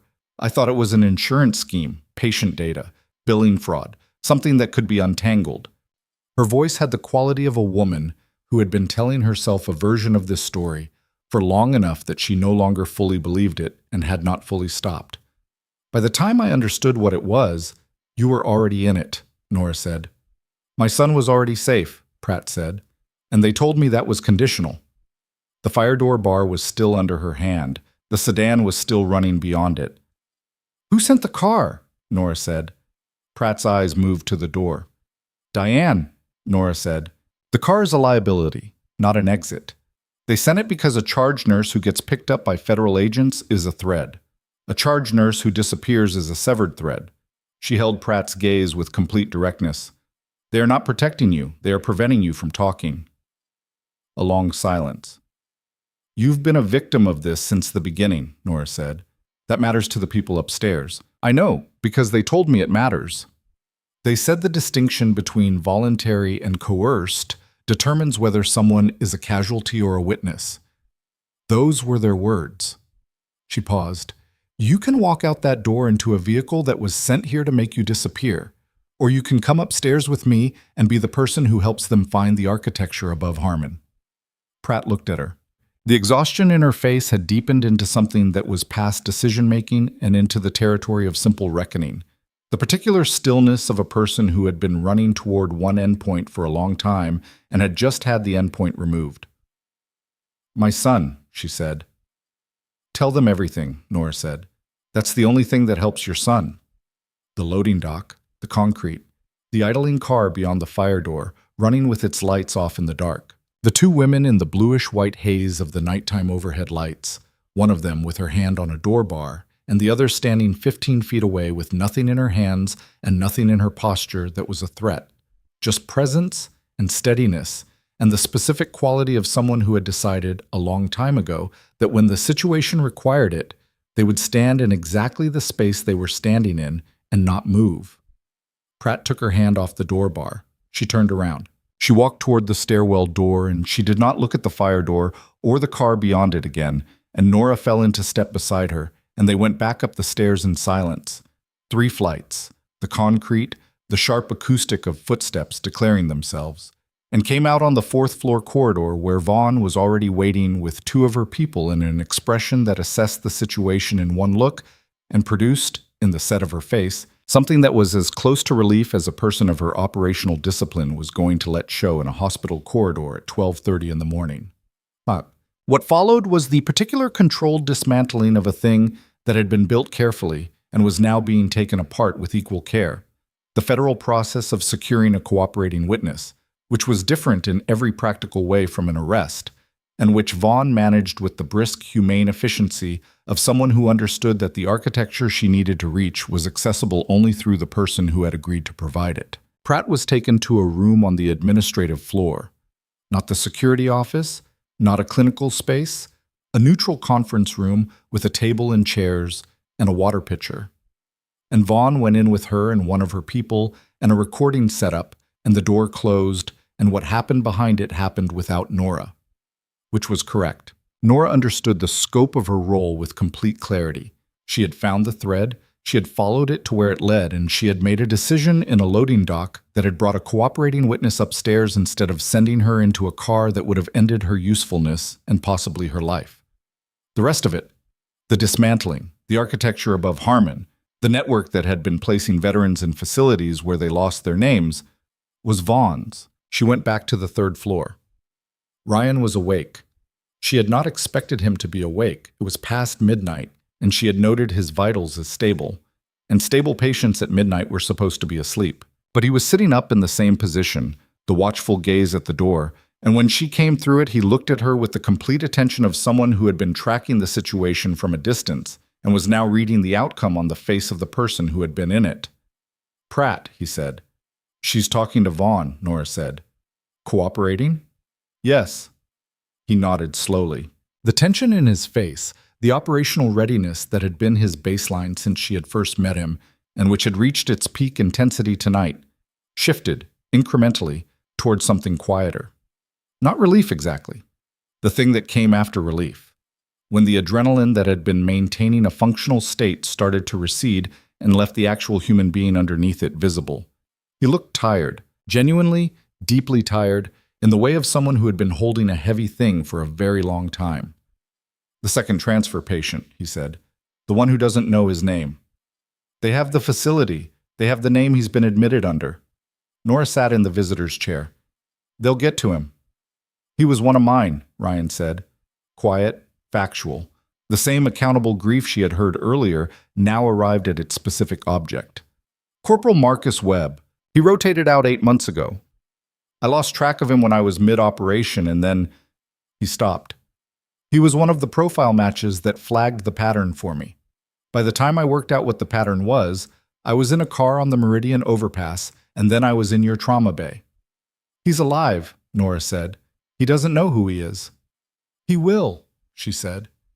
Not comfort, assessment. The kind of statements that came from having watched people return from distances that should have been too far, having learned that the margin of recovery was almost always wider than the immediate clinical picture suggested. He's in a facility, not a grave. His body knows who he is even if his cognition doesn't have access to it right now. That can be worked with. Ryan looked at her for a moment. You speak about recovery like it's a negotiation, he said. It is, she said. With the body, with the timeline, with whatever damage assessment you're working from. Everything is a negotiation. He considered this. Is that what you were doing with me? On that table? On that table, she said, I was managing your airway, decompressing a tension pneumothorax, and arguing with your blood pressure. A pause. The negotiation was happening at a different level. The monitor kept its rhythm. I heard you, he said, for the third time. The same statement, but the context around it had expanded to the point where it carried a different weight than it had the first 2 times. It was not, she understood now, simply a clinical observation about auditory cortex function. It was a statement about what it had meant, in a specific and personal way, to be the recipient of that voice in that moment. In a place where I had no orientation left, no up, no down, no timeline, nothing. And your voice was there, and it was calm, and it was telling me the direction. North, she said, without thinking. He looked at her. In my head, she said, I always think of it as north, staying, living. It's the direction I'm pointing when I talk to patients who are in between. He was quiet for a moment, then, that's exactly what it felt like. The room was very still. The monitors, the city beyond the window, the building around them in its deep hours configuration, all of it running its ordinary machinery in the background of 2 people sitting in a space that had accumulated, over the past 11 days, a weight of context that neither of them had planned for, and both of them were, in this particular midnight quiet, simply acknowledging without needing to resolve it. You should sleep, she said. Probably, he agreed, making no move to lie back. You have a follow-up surgical consult at 7 a.m. I know. She stood. I'll be here at 7. You're off until Monday, he said. I'll be here at 7, she said again. He almost smiled.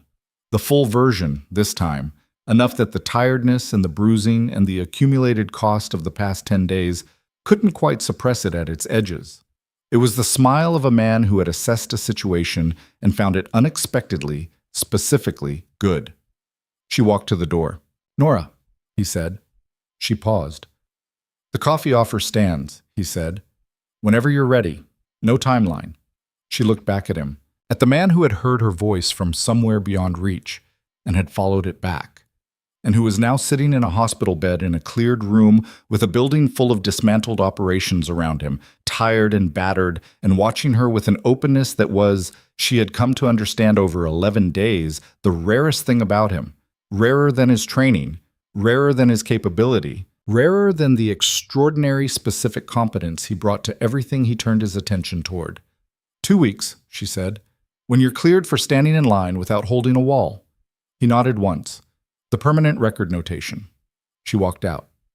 The administrative floor at 1:15 a.m. had the quality of a space being carefully, systematically closed down. The federal team moving with the organized efficiency of people who had prepared for this and were executing preparation. Vaughn came out of the conference room as Nora was passing and stopped her with a look. She gave us the top of the network, Vaughn said. Not preamble, not context. The operational delivery of a result. Nora waited. It's not a person, Vaughn said. It's a company, a private equity firm that runs a chain of long-term neurological care facilities across 4 states. The veterans being transferred, they were being admitted under fabricated diagnoses. Traumatic brain injury, severe cognitive impairment. The facilities bill to veterans' benefits at the highest care tier. The patients... She paused. The patients are maintained in a condition that keeps the diagnosis supportable. Nora felt the cold spread through her chest again. The same cold as the parking structure, but deeper now. The cold of understanding not just the act, but the architecture. Not individual cruelty. Institutional predation, systematic, funded, operating behind the legitimate infrastructure of medical care and government billing. A private equity company using veterans as revenue assets, sustained by a network of Harmons, contracted operators with medical credentials and no apparent connection to the firm, and sustained further by inside nodes like Pratt, who flagged the right patients in the right institutions and facilitated their passage through a system that was supposed to protect them. The company, Nora said. Meridian Restorative Care, Vaughn said.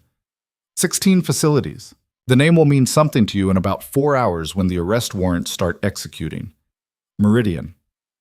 Nora thought about the overpass on Meridian Avenue where Ryan's car had gone into the barrier. She thought about a company that named its facilities after the street on which it had tried to kill the man who had found the pattern. Webb, she said. The corporal.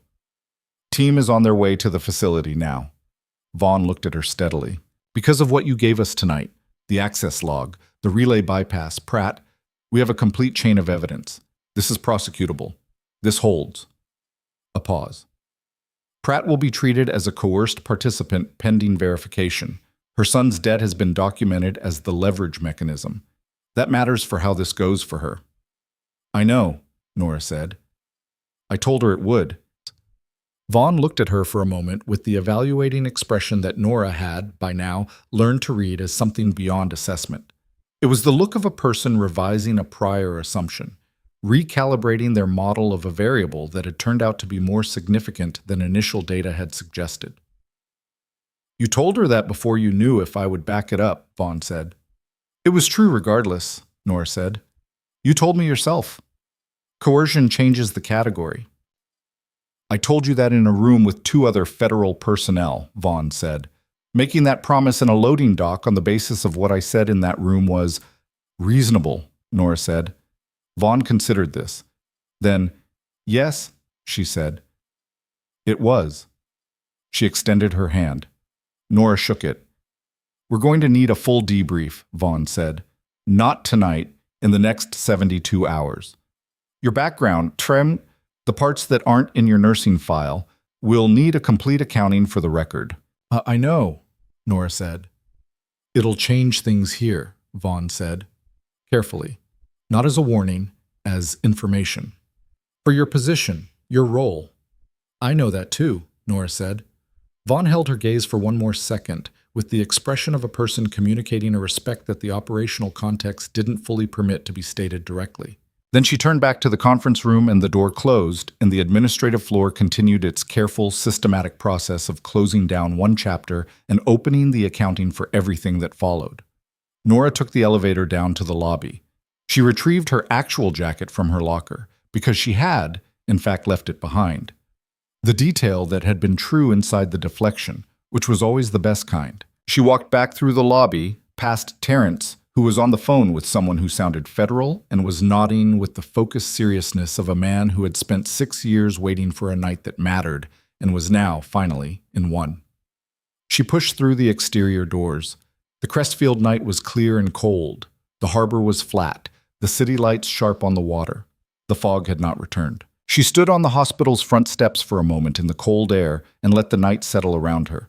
The building behind her, the city ahead, the particular silence of a place that doesn't know yet what has just happened inside one of its institutions, but will, in approximately 4 hours, when the warrants execute and the name Meridian Restorative Care starts appearing in federal filings, and the 16 facilities in 4 states become the center of a case that had started, in the most functional sense, on a Monday morning when a man's blood pressure bottomed out in a trauma bay, and a nurse who was supposed to be doing intake processing walked in and identified a tension pneumothorax before the imaging confirmed it. She thought about Corporal Marcus Webb, currently in a facility in another state, currently not knowing his name, currently lying in a bed in a building that had been billing his unearned suffering to the benefits he had earned in places that didn't appear in public records. She thought about the team that was on the way to him right now. She thought about 11 weeks of mop assignments and supply inventory and being handed the Foley as institutional hazing while her chart access was restricted and her clinical judgments were dismissed, and the system that was supposed to deploy her capability had consistently, structurally, deliberately placed her somewhere she couldn't use it. She thought about Diane Pratt saying you inserted yourself in the tone of a verdict, and about the fact that inserting herself was the exact thing that had started the chain that had led to this night, and this cold air, and a federal case that now had its architecture. Her phone buzzed. She looked at the screen. A news alert. Local Crestfield outlet, time-stamped 40 seconds ago. The headline read, Federal agents execute early morning warrants at Hargrove Memorial Medical Center, 4 hours earlier than Vaughn had estimated, which meant the case was running faster than even the federal team had projected. She scrolled. A second alert behind the first from a national outlet, 45 seconds old. Meridian Restorative Care under federal investigation, 16 facilities. Named in Veterans Benefits fraud case. She locked her phone and put it in her pocket. She went to her car. She sat in the driver's seat. She did not start the engine for a moment, just sat in the cold interior, the city visible through the windshield, the clear night, and the harbor lights and the ordinary sleeping sprawl of Crestfield at 1:30 in the morning. And in her pocket, her phone buzzed one more time. She took it out. The 503 number. They just came in to tell me. It's done. She started to type back. Then a second text arrived before she finished. Nora, Vaughn just told me something about the 2 patients, about Webb. A pause. She could see the typing indicator. And about a third one they didn't have in the original count. A patient flagged 8 months ago, before the pattern was fully established, who was transferred before they knew what they were looking for. She stared at the screen. He has a name and a location, and he's been in a Meridian facility for 8 months. He's not in the system under his real identity. Vaughn is pulling his records now. Another pause. His last known posting was my unit. The city outside the windshield was perfectly ordinary and perfectly quiet. His name is Daniel Voss. The phone stayed in her hand, the city lights on the harbor, the cold interior of the car, the perfectly ordinary quiet of a city that did not yet know what was moving through its institutional infrastructure at 1:30 in the morning. Her brother had been missing for 8 months. The phone stayed in her hand for exactly 4 seconds. 4 seconds was how long it took for the information to travel from the words on the screen to the part of her brain that processed personal rather than operational data. The part she had kept carefully, deliberately partitioned for the better part of 4 years, ever since the notification had arrived that her brother Daniel had been listed as absent without leave from his final posting, a designation that the Marine Corps had maintained for 8 weeks before quietly reclassifying it to status unknown. And then, 3 months after that, to the administrative silence that meant they had stopped looking without admitting they had stopped. She had not stopped looking. She had looked for 4 months with every resource she had access to, and then she had looked with resources she had borrowed from people who owed her, and then she had run out of threads, and she had come to Crestfield and enrolled in a nursing program because the threads had pointed toward the network of private medical facilities that processed veterans' benefits claims. And getting inside that network required credentials, and the fastest credentials available were clinical ones, not various settings in emergency medicine. One specific setting, the forward surgical unit attached to her brother's final deployment. The one that had given her the trauma competency she had spent 11 weeks carefully underdeploying on a floor where a charge nurse assigned her to inventory. She had not found him. Not in 4 years. Not with all of it. He had been 4 hours away the entire time. She started the car. She called Vaughn from the road. Not texted. Called. Because this was not a text conversation and she did not trust her own hands enough to type and drive at the same time in her current state. Vaughn picked up on the second ring, which meant she had been expecting the call. "Tell me what you have," Nora said. "Meridian's Cascade Hills facility, 212 miles north," Vaughn said. Her voice had the specific quality of a person delivering information to someone in an acute state and calibrating the delivery accordingly. Factual, steady, no hedging, but no unnecessary weight. Admitted 8 months ago under the name Daniel Marsh. Diagnosis on file is severe traumatic brain injury with associated cognitive impairment. The billing records show maximum tier continuous care for the full 8 months. His condition, Nora said. A pause. The first pause Vaughn had allowed herself in the conversation, and it told Nora more than any elaboration would have. "He's been on a sedation protocol," Vaughn said. "Standard practice across the Meridian network for patients in the high-billing diagnostic tier.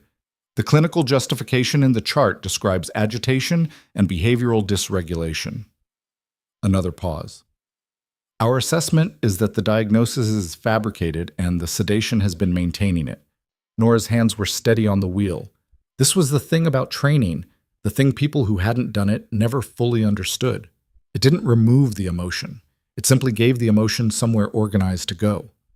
Every piece of what she was feeling in the car on the Meridian overpass, the road her brother's handler had used as the name for the company that had taken him, was fully present and fully accounted for. It was running in its proper lane alongside the thinking and the driving and the planning, not in front of them. "The sedation," she said, "duration and dosage. We're getting the full chart now. Medical team will assess on arrival." Vaughn's voice shifted by a fraction. "Nora, my team is 30 minutes out from the facility. You are 2 hours out," Nora said. "I know. We'll have him before you arrive." "I know," she said again. I'm coming anyway." A silence. Not the operational pause. The human one. "I know," Vaughn said. She drove.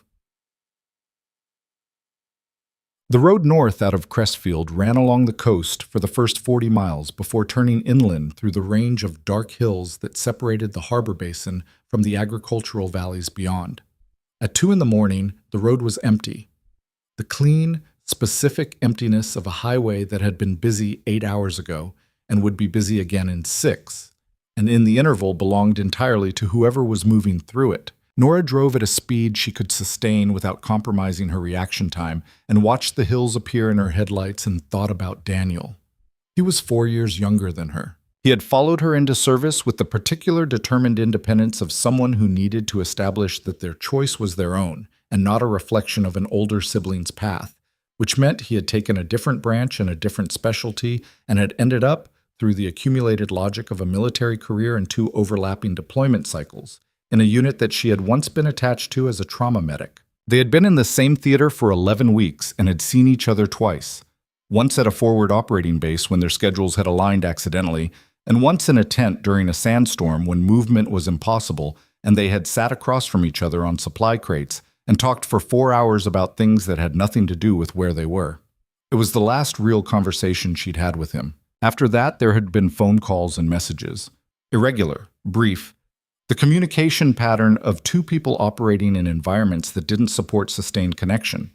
And then the operational tempo had increased, and the messages had spaced further apart, and she had been in the process of transitioning out when the notification had arrived and the world had rearranged itself into the shape it had kept for 4 years. Status unknown. The hills gave way to the valley, and the valley opened into the broad, flat agricultural expanse of the northern interior. Dark fields on both sides, the road straight and lit only by her headlights, and the occasional cluster of lights from a farm operation set back from the highway. She drove through it and thought about 8 months of fabricated diagnosis and maintained sedation, about the billing records that had been processing Daniel's veterans' benefits into the revenue structure of a private equity company, about the 16 Meridian facilities and the network of inside operators who had made it possible, and she let the thinking run its course so that by the time she arrived she would be past it and into whatever came next. Vaughn texted at 3:47 a.m. Facility secured, staff detained, patients safe, federal medical team on site. He's asking for someone. He's asking for you. She read the text at a stoplight in a small town 2 exits from the facility. He's asking for you. Meaning he knew who to ask for. Meaning the name was available to him. Meaning that whatever the sedation protocol had done to his access to himself, it had not reached the place where her name lived. She drove the last 12 miles faster than she should have. Cascade Hills Recovery Center looked from the outside like what it claimed to be, a low, well-maintained facility set into a hillside clearing, institutional in the specific way of buildings designed to appear less institutional than they were. The parking lot had 4 federal vehicles in it and a mobile medical unit that had been deployed from somewhere and was running its generator in the cold pre-dawn air. There were lights on in every wing. Through the entrance doors, she could see people moving with the organized purposefulness of a space being systematically processed. She badged through the entrance on Vaughn's authorization. Vaughn had sent it through as she drove, a federal temporary access credential that worked on the facility's own badge reader because the federal team had taken control of the building's access system within 20 minutes of arrival. A young agent at the entrance directed her to the East Wing without her having to ask, which meant Vaughn had told them she was coming. The East Wing corridor smelled of antiseptic and recirculated air and the particular staleness of a building that had been sealed against the outside world for a long time. The rooms were being checked by the medical team. She could see the process through doorways as she passed, the federal medics doing rapid assessments, the careful, systematic work of people establishing clinical baselines for patients who had been in conditions that the original admitting records did not accurately describe. She stopped at room 114. The door was open. A federal medic was finishing a neuroassessment, pen light, tracking, verbal response, and stepping back from the bed as Nora came through the doorway. He looked at her, confirmed something on his tablet, and stepped aside. Daniel Voss looked at his sister from a hospital bed for the first time in 4 years. He looked worse than she had prepared herself for, and she had prepared thoroughly, because thorough preparation was the only tool she had against the things that could dismantle her. He was thinner. The conditioning that had defined his physical presence was present only in the structure of him, the frame of the person he had been, carrying now a reduced version of itself. He had lines at the corners of his eyes that 4 years ago had not been there. His color was improving. She could see it actively, the flush of better oxygenation moving through his face as the sedation's residual weight lifted. But the color of the past 8 months was still visible underneath it, the institutional pallor of a person whose body had been maintained rather than lived. But his eyes were clear. Not fully. The sedation had layers, and the layers took time to resolve, and she knew the neurological timeline better than she wanted to. But clear enough. Oriented. Present in the specific way that mattered, the way that said, I know where I am, and I know you. Hey, he said. His voice was rough, reduced by the months of disuse beyond what conversation permitted. But the inflection was intact. The specific characteristic quality of his voice that she had last heard in a tent during a sandstorm and had kept somewhere inaccessible for 4 years. She sat in the chair beside his bed. She took his hand. She held it with the same steady, calibrated grip that she used in trauma bays, not tight enough to constrain, firm enough to transmit presence. And she looked at her brother and did not say anything for a moment because there was no sentence that adequately covered 4 years and 8 months in a tent in a sandstorm and a parking lot outside a hospital where a nurse who was supposed to be doing intake had looked at an incomplete picture and kept pulling. I found you, she said finally. He looked at her for a long moment. His hand tightened around hers. I know, he said. I heard you were somewhere, looking. His voice caught, recovered. I didn't know where I was. I couldn't. He stopped. The effort of language was still significant. She could see it, the reach for words through the sedation residue, the frustration of a precise mind working against a chemical obstruction. I remembered your name. I kept saying it. They told me it was a symptom. The federal medic in the doorway had the specific discretion of someone doing their job in a space that required it. It wasn't a symptom, Nora said. No, he agreed. It was the only true thing I had left. She held his hand and did not let go for a long time. The clinical picture over the following 2 hours became, as she had expected, a negotiation with the residual pharmacology, with the gaps in the records that the Meridian staff had maintained, with the federal medical team who were thorough and competent, but who did not know Daniel Voss the way she knew Daniel Voss, which meant she spent 90 minutes providing clinical context that no chart could have contained. His baseline neurological function, his pre-service health history, the specific nature of the training his body had undergone, and what that meant for his metabolic processing of the sedation compounds. The federal medic, whose name was Dr. Adler, and who had the quiet, focused competence of someone who had been doing exactly this in exactly these conditions for a specific number of years, listened to everything she said and incorporated it without friction. Because Dr. Adler understood that the woman in the chair was not an anxious family member making guesses, but a clinical professional with relevant information. By 5:30 a.m., Daniel's sedation was substantively cleared. His speech was fuller, his responses sharper, his memory of the 8 months fragmentary but present in ways that would be important for the investigation and more important for him. He knew he had been in the facility. He remembered arriving, a transport that he had been told was a medical transfer for an injury he had reportedly sustained, an injury for which there was no corresponding clinical evidence in his chart. He remembered the progression of sedation that had started within 48 hours of admission and had never fully lifted in 8 months, the way the world had been perpetually wrapped in gauze, the way he had known something was wrong and had been unable to make that knowing solid enough to act on. There was a woman, he said at one point, night staff. She was kind to me. She told me once, quietly, when she thought no one was recording, that she was sorry, that she was trying to find a way to report what was happening. He paused. I don't know if she did. Nora looked at the federal medic, who made a note. Dr. Adler's team would find the woman. That thread would be pulled, the way all the other threads had been pulled, and whatever it connected to would be added to the case that was, by the time the sun came up over the Cascade Hills, the largest veterans fraud prosecution in the history of the federal district. She knew this because Vaughn called her at 6 a.m. with the numbers. 16 facilities, 4 states, 231 patients identified in the Meridian intake system with the veteran demographic profile. Of those, 187 were currently in residence.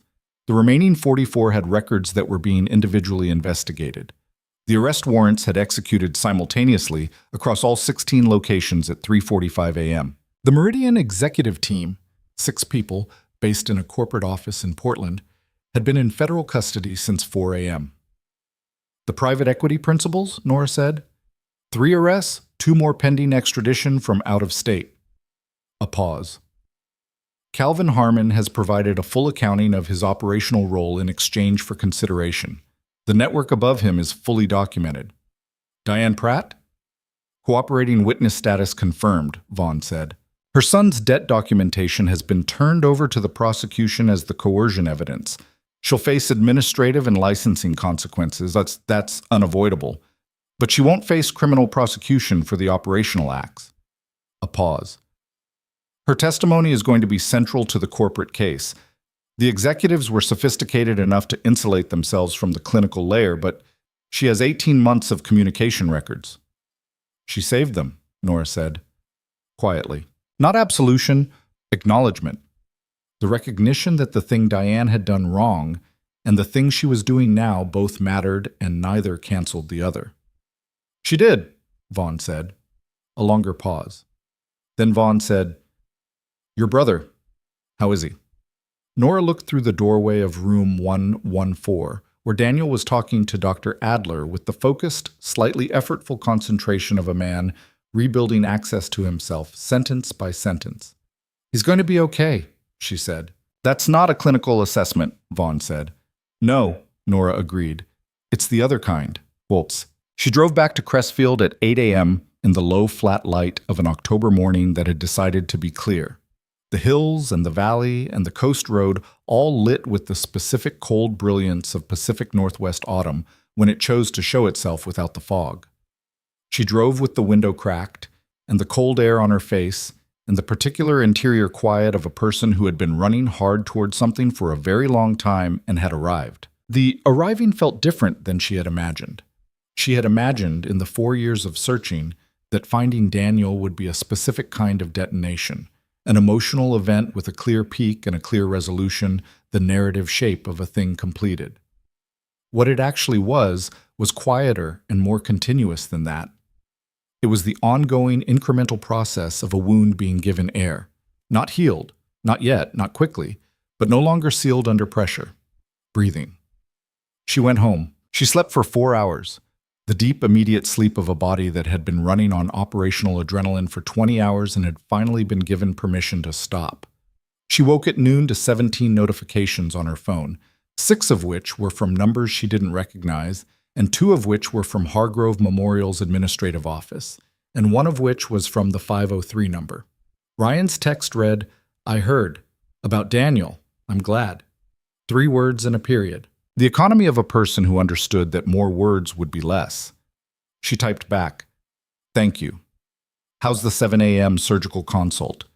The response came fast. "Cleared for step down. Moving this afternoon. You missed it. I was somewhere else." "I know. Worth it?" She looked at the text. She looked at the ceiling of her bedroom, the pale plaster, the ordinary domestic quiet of a Tuesday afternoon in Crestfield. "Yes," she typed. "Completely. But she was back at Hargrove Memorial by 2 p.m. because the administrative office had left 2 messages, and she was not the kind of person who left administrative messages unreturned. And because there was a conversation she needed to have with Harlan Stowe that she wanted to have on her own terms rather than his. Stowe's office had a different quality in the afternoon light, less pressurized than the midnight version, the natural light doing something kinder to the space than the overhead fluorescence had managed at midnight. Stowe himself looked like a man who had slept approximately 3 hours and had come back in anyway, because the institution required him. And he was the kind of person who showed up when the institution required him, even on 3 hours of sleep. He looked at her when she came through the door with the particular expression she had last seen in the corridor at midnight, the expression of a man who is revising a model and finding the revision significant. "Sit down," he said. She sat. "I've spent the past 6 hours on the phone with the federal prosecutor's office, the hospital board, our legal team, and a reporter from the Crestfield Advocate who already has more of this story than I would have preferred." He laced his fingers on the desk. "The board is calling an emergency session this afternoon. Harmon's credentialing, the QA infrastructure, the documentation protocols, all of it is going to a full audit." A pause. "Diane Pratt has formally tendered her resignation. It will be accepted." "I know," Nora said. "The reporter," Stowe said. "She has your name. She has the clinical sequence from Monday, the trauma bay, the pneumothorax call. She has the access log work and last night's events. I don't know how she has this much, but she has it." He looked at Nora steadily. "I told her I would ask you directly whether you wanted to be named." "What did you tell the board about me?" Nora said. "I told them the truth," he said. "That a nurse on my trauma floor identified a critical pattern that a 4-month institutional audit had missed, that her clinical intervention on Monday saved a patient's life, that her investigation last night produced the evidence that enabled a federal case, and that she did all of this while assigned to intake processing because I had not reviewed her file with sufficient attention in her first weeks." He held her gaze without flinching. "I told them that was my failure, not hers, and I told them that correcting it was the first thing on my list." Nora looked at the man across the desk. The institutional authority, the 11 weeks of structural dismissal, the Foley assignments, and the supply inventory, and the twice-corrected clinical judgments in front of patients. She thought about the loading dock and Diane Pratt's hand on the door bar, and the 4 seconds in a parking lot outside a hospital when a text had rearranged the shape of everything she had been carrying for 4 years.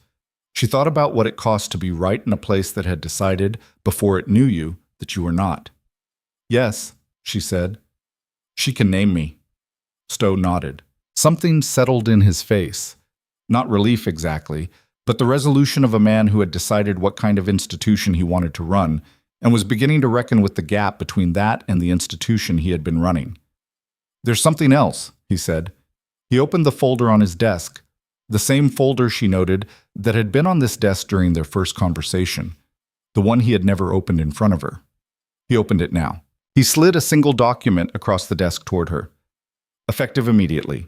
Senior Clinical Specialist, Trauma and Emergency Services. It's a new position. The board approved the category this morning before the session." It wasn't hard to justify.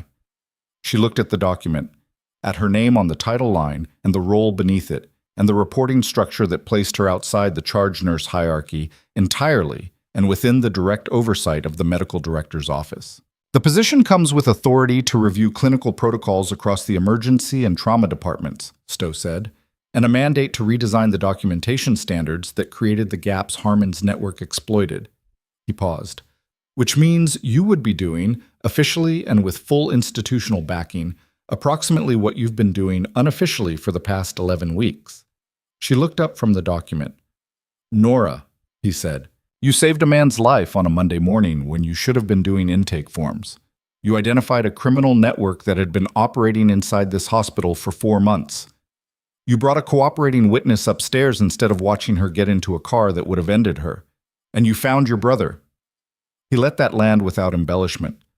"This position is not a reward. It's a correction. The institution putting itself where it should have been from the first day you walked in."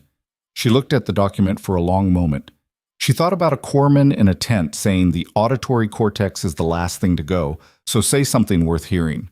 She thought about a man on a gurney with a BP of 70/40 and a nurse who was supposed to be somewhere else. She thought about 11 weeks of being handed the work that the institution had decided was appropriate for someone it hadn't looked at carefully enough, and doing it, every single piece of it, the Foley assignments and the supply inventory and the twice-corrected chart notations, without complaint and without diminishment, because she had understood, in a way that required no external validation, that what she was did not depend on whether the institution had correctly categorized it yet. She picked up the pen. She signed. Booked. Ryan Mercer was moved to the step-down unit at 3 p.m., into a room that, by a specificity of hospital geography that no one had planned and everyone would later find quietly appropriate, was on the 4th floor, around the corner from room 414, in a corridor where the afternoon light came through the west-facing windows at a low amber angle that turned the institutional linoleum gold. Nora was not there for the transfer. She was in a meeting with Dr. Stowe and the hospital's legal team, and a federal prosecutor who had driven down from the regional office to establish the cooperative framework for Hargrove Memorial's role in the ongoing case. The meeting ran 2 hours. She answered every question with the same precision she brought to everything, and by the end of it, the prosecutor, a compact, deliberate woman named Hartley, who spoke as though every word cost something she was unwilling to waste, had looked at Nora across the conference table with an expression that Nora recognized as the professional version of "Where have you been?" "We're going to need you as a witness," Hartley said, "possibly as a technical expert on the clinical side of the case." "I know," Nora said. "I'm available." Hartley looked at her for one more second. "Ms. Voss," she said, "you understand that when this goes to trial, and it will go to trial, all 16 facilities and all 6 principals and everyone in the chain, your name will be in every filing." "Good," Nora said. She meant it simply and completely, and Hartley, who had spent 15 years prosecuting cases with witnesses who needed managing, looked at the simplicity of it and nodded once and moved on. She stopped at Ryan's room at 5:15. Not the SICU, the step-down room, the one with the afternoon light. He was sitting up at the window when she came in, which meant he had gotten himself into the chair, which meant his mobility had improved considerably since the arterial line had come out that morning. He was wearing his own clothes for the first time since Monday. A plain gray shirt, the kind that had no feature or marking that invited observation, the clothing choice of someone who had learned that visibility was a variable to be managed. He turned when she came through the door. She looked at him, at the bruising that had progressed entirely into the yellow-green of late-stage resolution, at the posture that was still careful but no longer constrained, at the face that was no longer carrying the flat operational alertness of a man managing an immediate threat. He looked, she thought, like himself. She didn't know him well enough yet to know exactly what that meant, but she recognized the quality of it. The same way she recognized the quality of a patient who had moved from critical to stable and was beginning, with the tentative, reorienting logic of a body given back to itself, to understand that the emergency was over. "You signed something today," he said. She sat in the visitor's chair. "Stowe is efficient. He called my federal contact to inform them. Apparently your new position has clearance implications." The almost smile. The full version, she was getting used to it now, the specific warmth of an expression from a person who kept warmth behind significant deliberate architecture. "Senior clinical specialist. It's a correction," she said. "Not a reward. I'm clear on that." "I know you are," he said. "That's what makes it meaningful." The afternoon light through the window was doing its amber work on the floor. Outside, Crestfield was running its ordinary late afternoon business. The city that had no idea, as of Monday morning, that one of its hospitals had been the center of a federal case, and which now knew because the Crestfield Advocate had published the first piece at noon, and the national outlets had picked it up by 2. She had not read the coverage yet. She would. She simply hadn't had the hour that reading it properly required. "Daniel," Ryan said. "How is he?" "Talking," she said. "Remembering. The sedation is clearing faster than the timeline suggested. Dr. Adler thinks his baseline neurological resilience is significant." A pause. "He's going to need time and care and a proper clinical environment, but he knows who he is. He knew who I was." "That matters most," Ryan said. "Yes," she said. He turned from the window and looked at her directly with the full weight of the watchful, accumulated gaze, and the one that had been assessing her since the first time she came through a door with a tablet in her hands, and which had arrived, over 11 days, at its conclusion. "Nora," he said. She met his gaze. "You came to Crestfield to find your brother," he said. It wasn't a question. "Yes.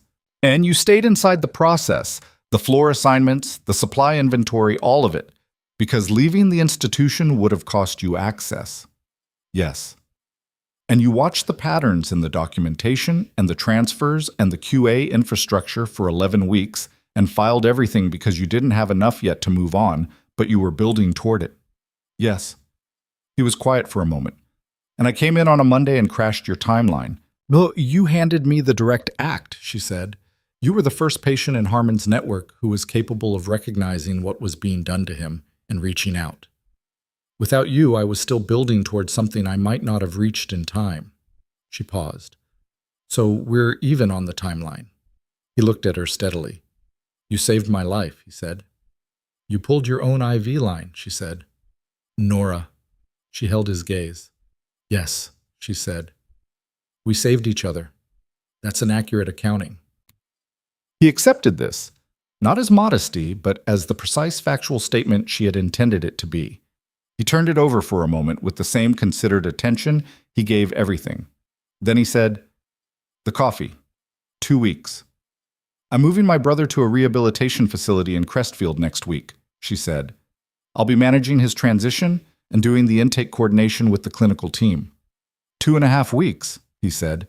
She looked at him, at the man who had followed her voice back from the edge of nothing and had then proceeded from a hospital bed to run an improvised operational response to a threat inside the building while maintaining the external presentation of a recovering patient, who had handed her the piece she needed at every stage of the 11 days, who had looked at her in a step-down corridor and said, "That's where you belong," with the flat certainty of someone stating a thing they had verified. 2.5 weeks, she agreed.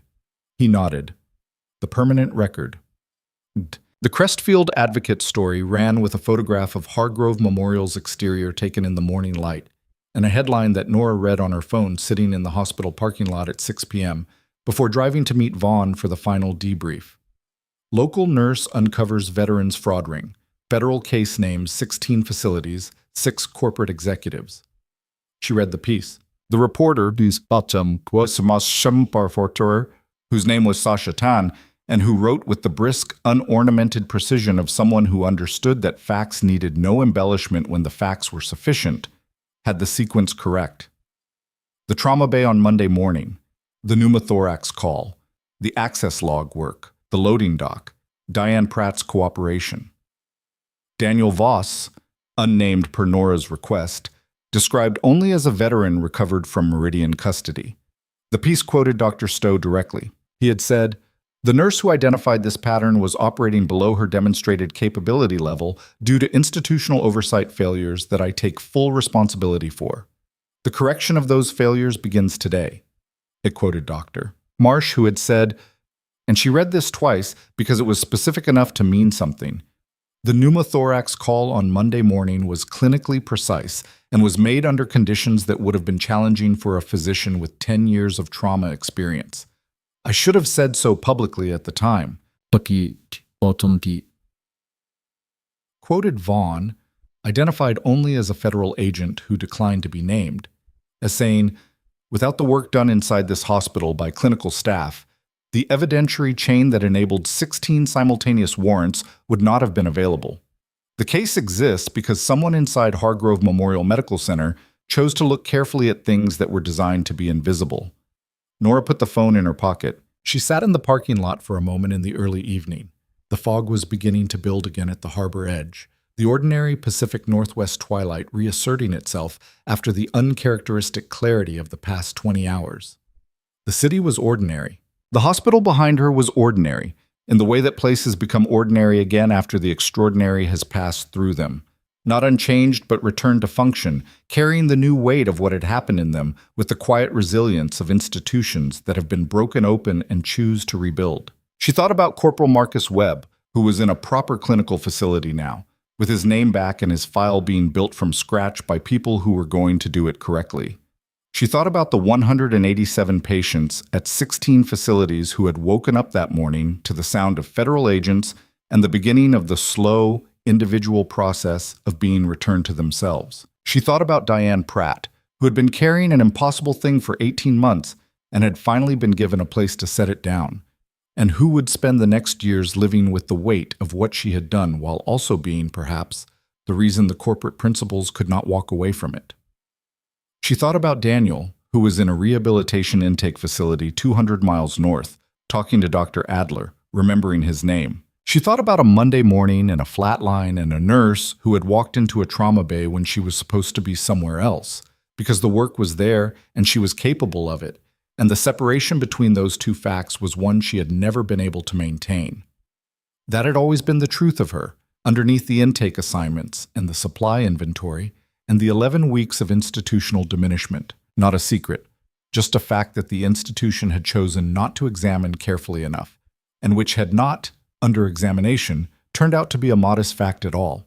The kind of person who talked to patients from the far side of consciousness and told them north. The kind of person who filed everything and waited and kept her hand steady and built the case from the inside while the assignment sheet said intake processing. The kind of person who made a decision in a loading dock based on a principle she believed in and was right about it. Not modest, not small, not the quiet nurse who could be safely assigned to mop duty while the building ran its compromised machinery around her. The kind of person the building needed to be what it claimed. She started the car. She drove to the debrief with Vaughn, and she answered every question with precision, and she gave them everything she had. And when it was over, she drove to the rehabilitation facility's intake coordinator and spent 90 minutes ensuring that Daniel's transition plan was clinically sound and correctly documented. She drove back to Crestfield in the dark, the coast road and the city lights, and the fog running its soft erasure over the harbor. She parked. She sat. Her phone buzzed. "Daniel, they showed me the news piece. Is this what you've been doing for 4 years?" She typed back, "Most of it." "The nursing was new?" A pause. Then, "You're insane." Then, "Thank you." Then, after another pause, the specific inflection of her brother's specific voice translating itself, as it always had, into the economy of a text message. "North," he said. "Right?" She looked at the word on the screen. "Right," she typed back. She put the phone in her pocket. She looked at the city. Crestfield at 9 p.m. Ordinary and lit and full of people who had no idea that a nurse on a trauma floor had spent 11 weeks being handed the mop and had used the time to dismantle a criminal network, recover 200 people, and find her brother. They didn't need to know all of it. The work was the work. The outcome was the outcome. She had been underestimated. She had been dismissed, reassigned, corrected, and managed by people who had looked at her and seen the surface. And the surface had told them nothing worth their attention. She had let them look. She had kept her hand steady and her head down and her file immaculate and her anger organized into something that moved cleanly in its lane alongside the thinking and the doing. And when the moment came, the flat line, the gurney, the 60 seconds in a trauma bay, when everyone else hesitated, she had simply been what she had always been, in the place where it mattered, and the rest of it had followed. That was the thing they never understood about quiet people. Not that they were less, that they were more patient about the choosing of their moment. The fog moved over the harbor. The city held its ordinary light. Nora Voss drove home through streets that would be the same tomorrow as they had been yesterday and would carry, underneath that sameness, the permanent alteration of a night that had changed 16 buildings in 4 states and 231 lives and one woman's account of what 4 years of searching had been for. She was not the nurse they had assigned to intake. She had never been. They knew that now.